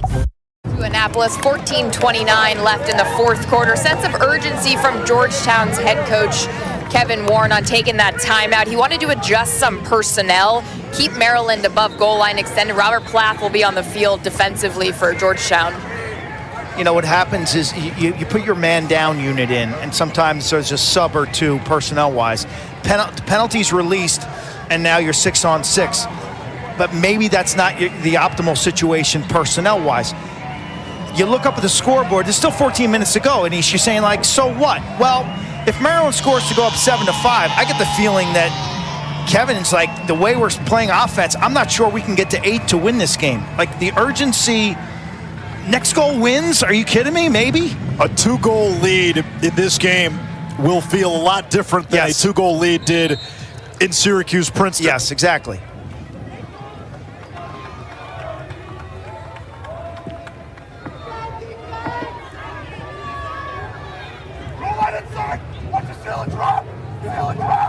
Ford will initiate up top. Now Schultz, the freshman, working on the short stick. Nice defense. Did he step in the crease? No. Lost the ball. Out of bounds. Georgetown ball. That was a nice cross-check hold. Ranizan, you mentioned Portland, Oregon, that Oregon pipeline. The Oregon Trail. Ajax Zapatello, former Terp from that same area of the country. Tucker Dordovic, former Hoya. Handley, Colin Squires, I think, is from that area as well. You got Alex Slusher, Ross Scott. Bunch of pros. I'd love the Premier Lacrosse League to go to Portland, Oregon. It's one of my favorite parts of the country. It started with the great Peter Baum, Tewaaraton Award winner at Colgate back in 2012. I'll tell you what, if Georgetown is able to score a goal here with that timeout by Kevin Warren, he looks like a genius. Maryland's gone scoreless in more than 16 minutes. Ray spins it. Carroll rolls back, shoots high. Hoyas have the backup. 49 in blues, an explosive player, a freshman, Kevin Miller. He can run. They haven't used him as much as you'd think. Ray off the giddy up. Stamos falls down. Ray's shot was offline and McNaney snared it. That wasn't going to hit the cage anyway. I like Miller. I like seeing Aiden Carroll used off ball and him setting some picks and putting Will Schaller in some decision-making areas. I think notable is that Peter Lake has come off the bench for Maryland and done a great job covering Fulton Bayman. Yeah, Lake, freshman, all Big Ten freshman team. Number 3 defenseman in his class, according to Inside Lacrosse's rankings. No chance here. Terps will wait for the best shot. Be the best. Ford saved by Moore using the body. And now Georgetown gallops across midfield. Here comes Banks. Does he pull? Tough pass leads to a turnover. They were trying to go long stick to long stick. Whittier quickly up ahead.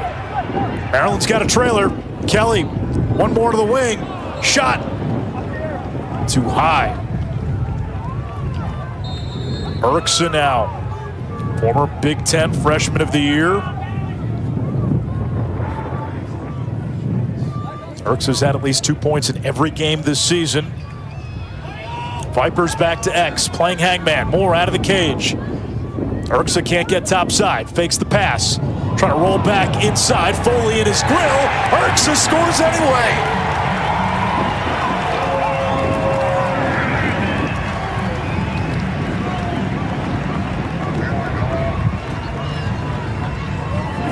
Put him in a headlock. Held him. Held him tight, but Erksa would have none of it. He finishes this with a twister to the near post. Defender's too high. You got to be down on the hips. He's too high right there. He's around his neck. Penalty drawn. Erksa finishes it. Just a miracle finish. This angle will show you how skillful this is. It's a twister to the near post. Really tough for the goalie to track that because the distance between shooter and goaltender is so tight, and it comes out of there awkward. That's an and one. Erksa today, 2 goals and an assist. And in this game right now, a 2-goal advantage feels massive. Last year, towards the end of the season, Erksa was banged up. He asked John Tillman to be moved to midfield. Made all the difference. Simultaneously, Eric Spanos got hurt in a warm-ups before a playoff game, had a torn hamstring. They moved him inside, and teams were polling both of those guys, and at the time they were being used as decoys. This is all the way up to last year's national championship game. Right. The stuff you find out after the fact. Here's Krogan, first-round hat trick. A lot of congestion inside. Georgetown going to the invert. Carroll. Bayman off the fake, on the run. There is McNaney. The brick wall from the glass town. He is so relaxed. 8 saves.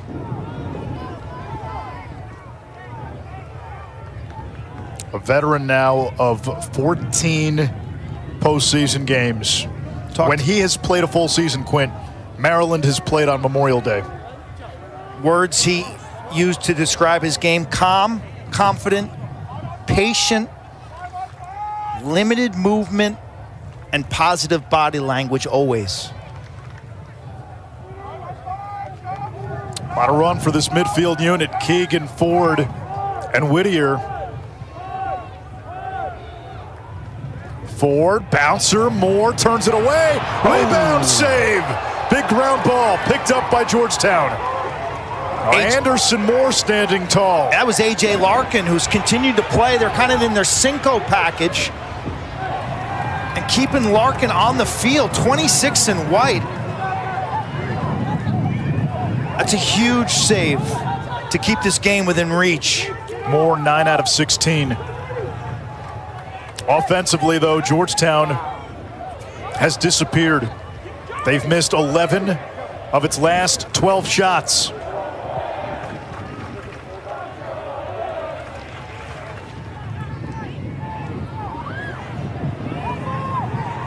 Caesar plays it to Goldberg.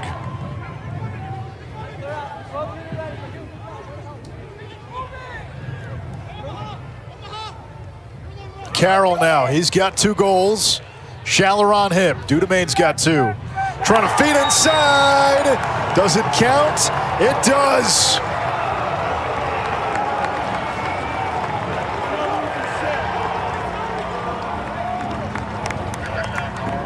Hoya's back to within 1. Cade Goldberg, his first of the game.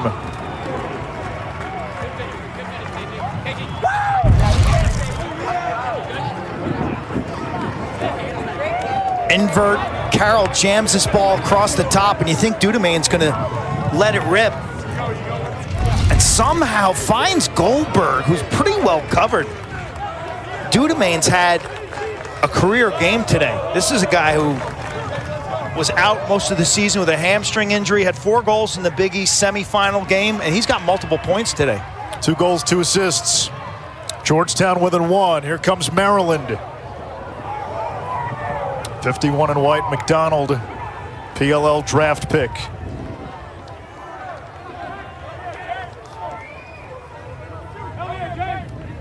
Maryland under John Tillman, very comfortable in these 1-goal games, right? Well, when they hold teams to 10 in the Tillman era, they're 132-12. Aiken missed the cage. So when they hold teams below 10, you said? Below 10. 132-12? Yeah, it's about a 92% winning clip. There's a man down for Georgetown. Injured player for Georgetown behind the net.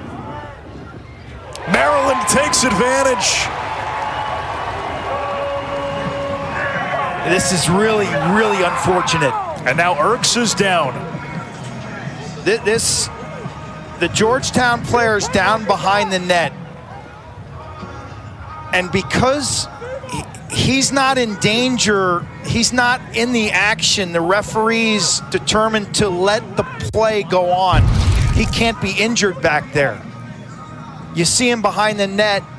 That's Ranazin. Ranazin right there. And so Ranazin's out. Now Georgetown's playing shorthanded in front of the net. And this is a situation sometimes defensively you don't even know. Like, why are we all of a sudden playing with 5 guys? What happened? The referees don't blow the whistle. And that's their judgment call, whether the player who's injured is in danger.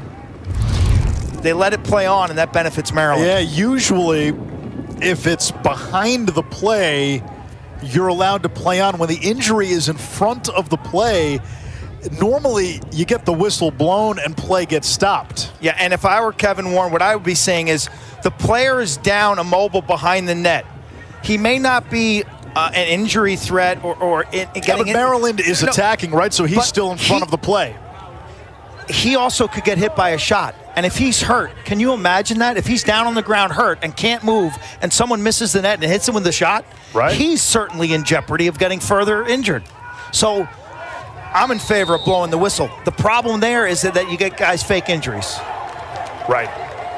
And then if you're the Maryland side, right, you're saying, well, wait a minute, that's a scoring opportunity there. And so anytime things are going off the rails defensively, someone drops. Right. Like you see in college football. Right. And they had to change the rule. So in that case, I thought the referees handled it the right way.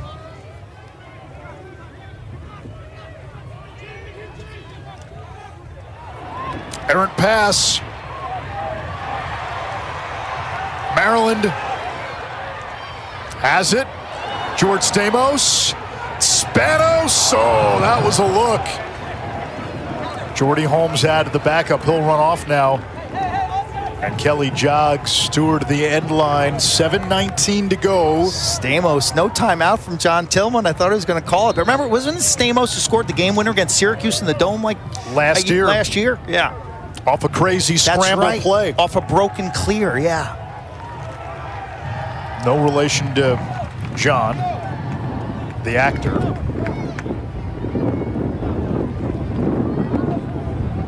Spanos hesitates, had the right hand free, plays it back to Whittier.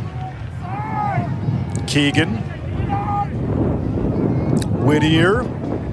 That first midfield has gotten a ton of run for Maryland. Maryland, so many of those dodges look like they're just drawing doubles and not actually going to the goal. Keegan from the outside. It's a good-looking step down. When Georgetown does double on the corner, they're vulnerable there. Kevin Warren can't like that. And for the Terps, we saw this late in the season. Get a whole lot of run from their second midfield. Keegan had trouble with the pass. That's able to recover.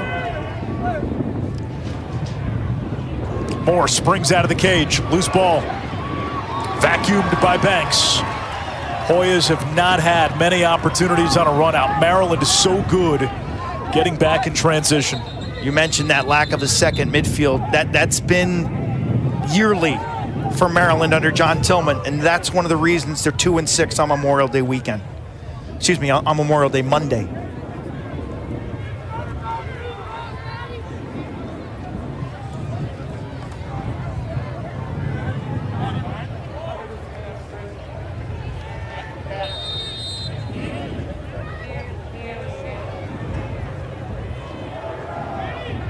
Matty Palem, did you see that? Went off the field. I wonder if he's got a cramp.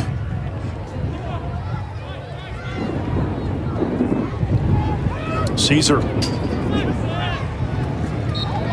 That'll reset the shot clock. 5:52 to go. 8-6 game.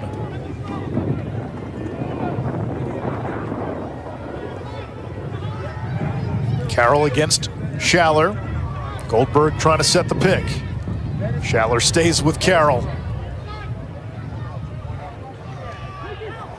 McNaney saves the shot by Goldberg.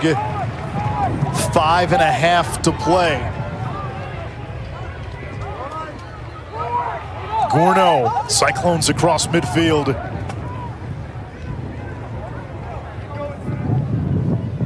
Dana? Well, one of our favorite officials, Matty Paley, he pulled a hamstring in the first half, and so he's sitting down resting his right hamstring. I told him it's got a long summer with the PLO. We gotta get you in tip-top shape. Can't have Matty Palem on the IL. He took himself out of the game, though, so he's going to sit for the remainder. I'm sure he may not hear the end of that. I get a kick out of the PLL social media team taking pictures of guys like arriving at games, and then Matty gets there and no one pays attention. He's a bigger star than most of the players. He is worth the price of admission. He really is. He's more recognizable. He's more of a part of the show. Like, there's a lot of players who some fans don't know. Everybody knows Matt Palem. Front and center, here's Whittier. He got a shot on the head by Hawes. That's a turnover, 4:25 to go. It's still, you're there, you're within reach. Okay, but you're asking now Georgetown to score 2 goals here in the last 4.5 minutes. They have 2 goals this entire second half. Here we go. There's not going to be a lot of possessions the way this game is going. Anderson Moore finally gives it up. So now he's got to get back. Georgetown has to sub. And they only have 1 timeout, so they're not going to burn a timeout. Under 4 minutes. Who can win a matchup for Georgetown? Krogan's got a shorty. I like that matchup, 24 in blue. Bayman. Carroll has been the star of the last 2 games and all season. Feeding inside, McNaney foils. And now Logan McNaney sprinting out of the cage. He scored goals in his career, had one in 2022 against Ohio State, but now it's back toward his own net. Maryland won't risk it. They'll play the clock with a 2-goal lead. They can taste it now. Fans on their feet, understanding the importance of stops. 4th quarter stops. This has been such a vintage postseason coaching job and game plan by John Tillman, hasn't it? It's play to your strengths, don't make mistakes. This is a stencil. There's Kim McNaney, Logan's mom.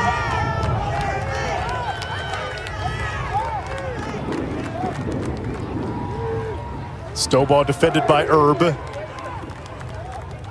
So getting some fresher midfielders in there. Schultz, Aiken calling for it. He was open. Shot clock at 20. Maryland may just take this down and trust its defense. Would not surprise me if they took a shot clock violation. Aiken goes behind. Dumps it back to X. Kelly scores, and that feels like a dagger.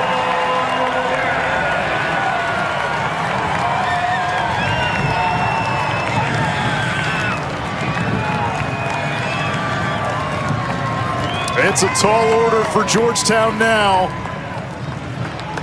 Maryland in this quarterfinal round under John Tillman has been inevitable. This team staying true to their identity, patience, efficient shooting when it matters, and Anderson Moore, Georgetown goalie, has played an A+ game, but Kelly Again, that level change. High release, low location. Kim McNaney loves it. She's got to get on her phone right now and get a hotel up in Foxborough or Boston, because Maryland's headed back to championship weekend. Big face-off win. Acton off the ground. Ross Prince did his job. Georgetown now feeling the urgency, getting sloppy. Turnover. The Terps will squeeze this. They're going to run this clock down. Georgetown's going to have to take some chances now defensively. Terps almost lost it. Gorno gets it to Stamos. Moore still in the cage. Syracuse awaiting the winner. Moore still in the cage. Now they turn it over. Georgetown the other way. There's Carroll. Into the box. Carroll fires. McNaney gets there. And Maryland, if they hold on to the ball, they can almost run this clock out. Georgetown faced with an impossible task, but here's Carroll. Picks off the pass. Chased by Burles.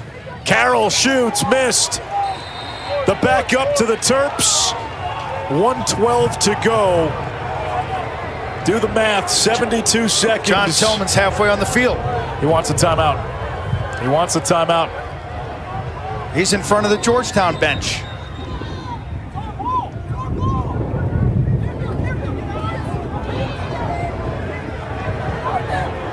Are they going to give the ball to Georgetown here, Quinn?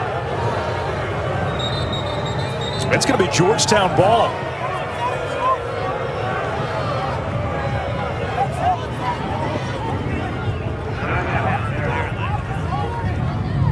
Now that looked to be a shot by Georgetown with Maryland having the backup.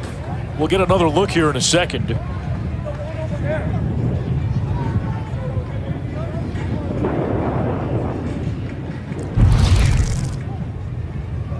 Here it is again. Carroll. That's not it. So McNaney's got it. That was the save.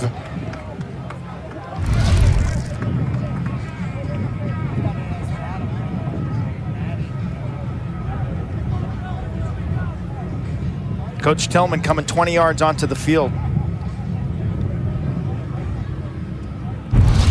John, a former goalie who moved to the LSM position in college. All right, here it is again. So Carroll's shot. So that's a shot. And now it's closest to the ball where and when it goes out. Is that not Maryland? Is that not Bryce Ford? They point the other way. 24. Unless they're going to say Fulton Bayman? No, you see that official right there is making the call that it's coming upfield, that it's Maryland ball. Unless he got overruled by the other official. Right. Who's off screen to the left. Yeah, the initial signal is Maryland ball. Or is he pointing to Bayman to say it's Georgetown ball? I think that's what had everybody confused, including John Tillman. So, a lifeline for Georgetown, but they need 3 goals in a minute 12. Yeah, you're running a set piece right here. You're running a short time play. Their offensive coordinator, John Hogan, you got 2 or 3 of these in your back pocket each week. Here we go. With the sun baking, Navy Marine Corps Stadium. Krogan. Terps defense has been so good. That pass hits the ground. Loose ball push on the Hoyas. Less than a minute to go. Maryland ball. Anderson Moore out of the cage. Georgetown into its 10-man ride. Gorno puts one on cage. It's a shot. Maryland with the backup. Courtesy Bryce Ford. Now it's about keep away, and John Tillman still has that one timeout if he needs it. 40 seconds. Syracuse awaiting the winner.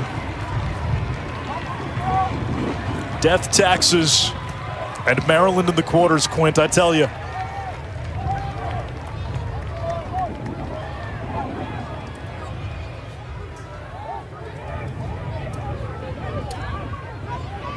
"15 seconds. Whittier has it.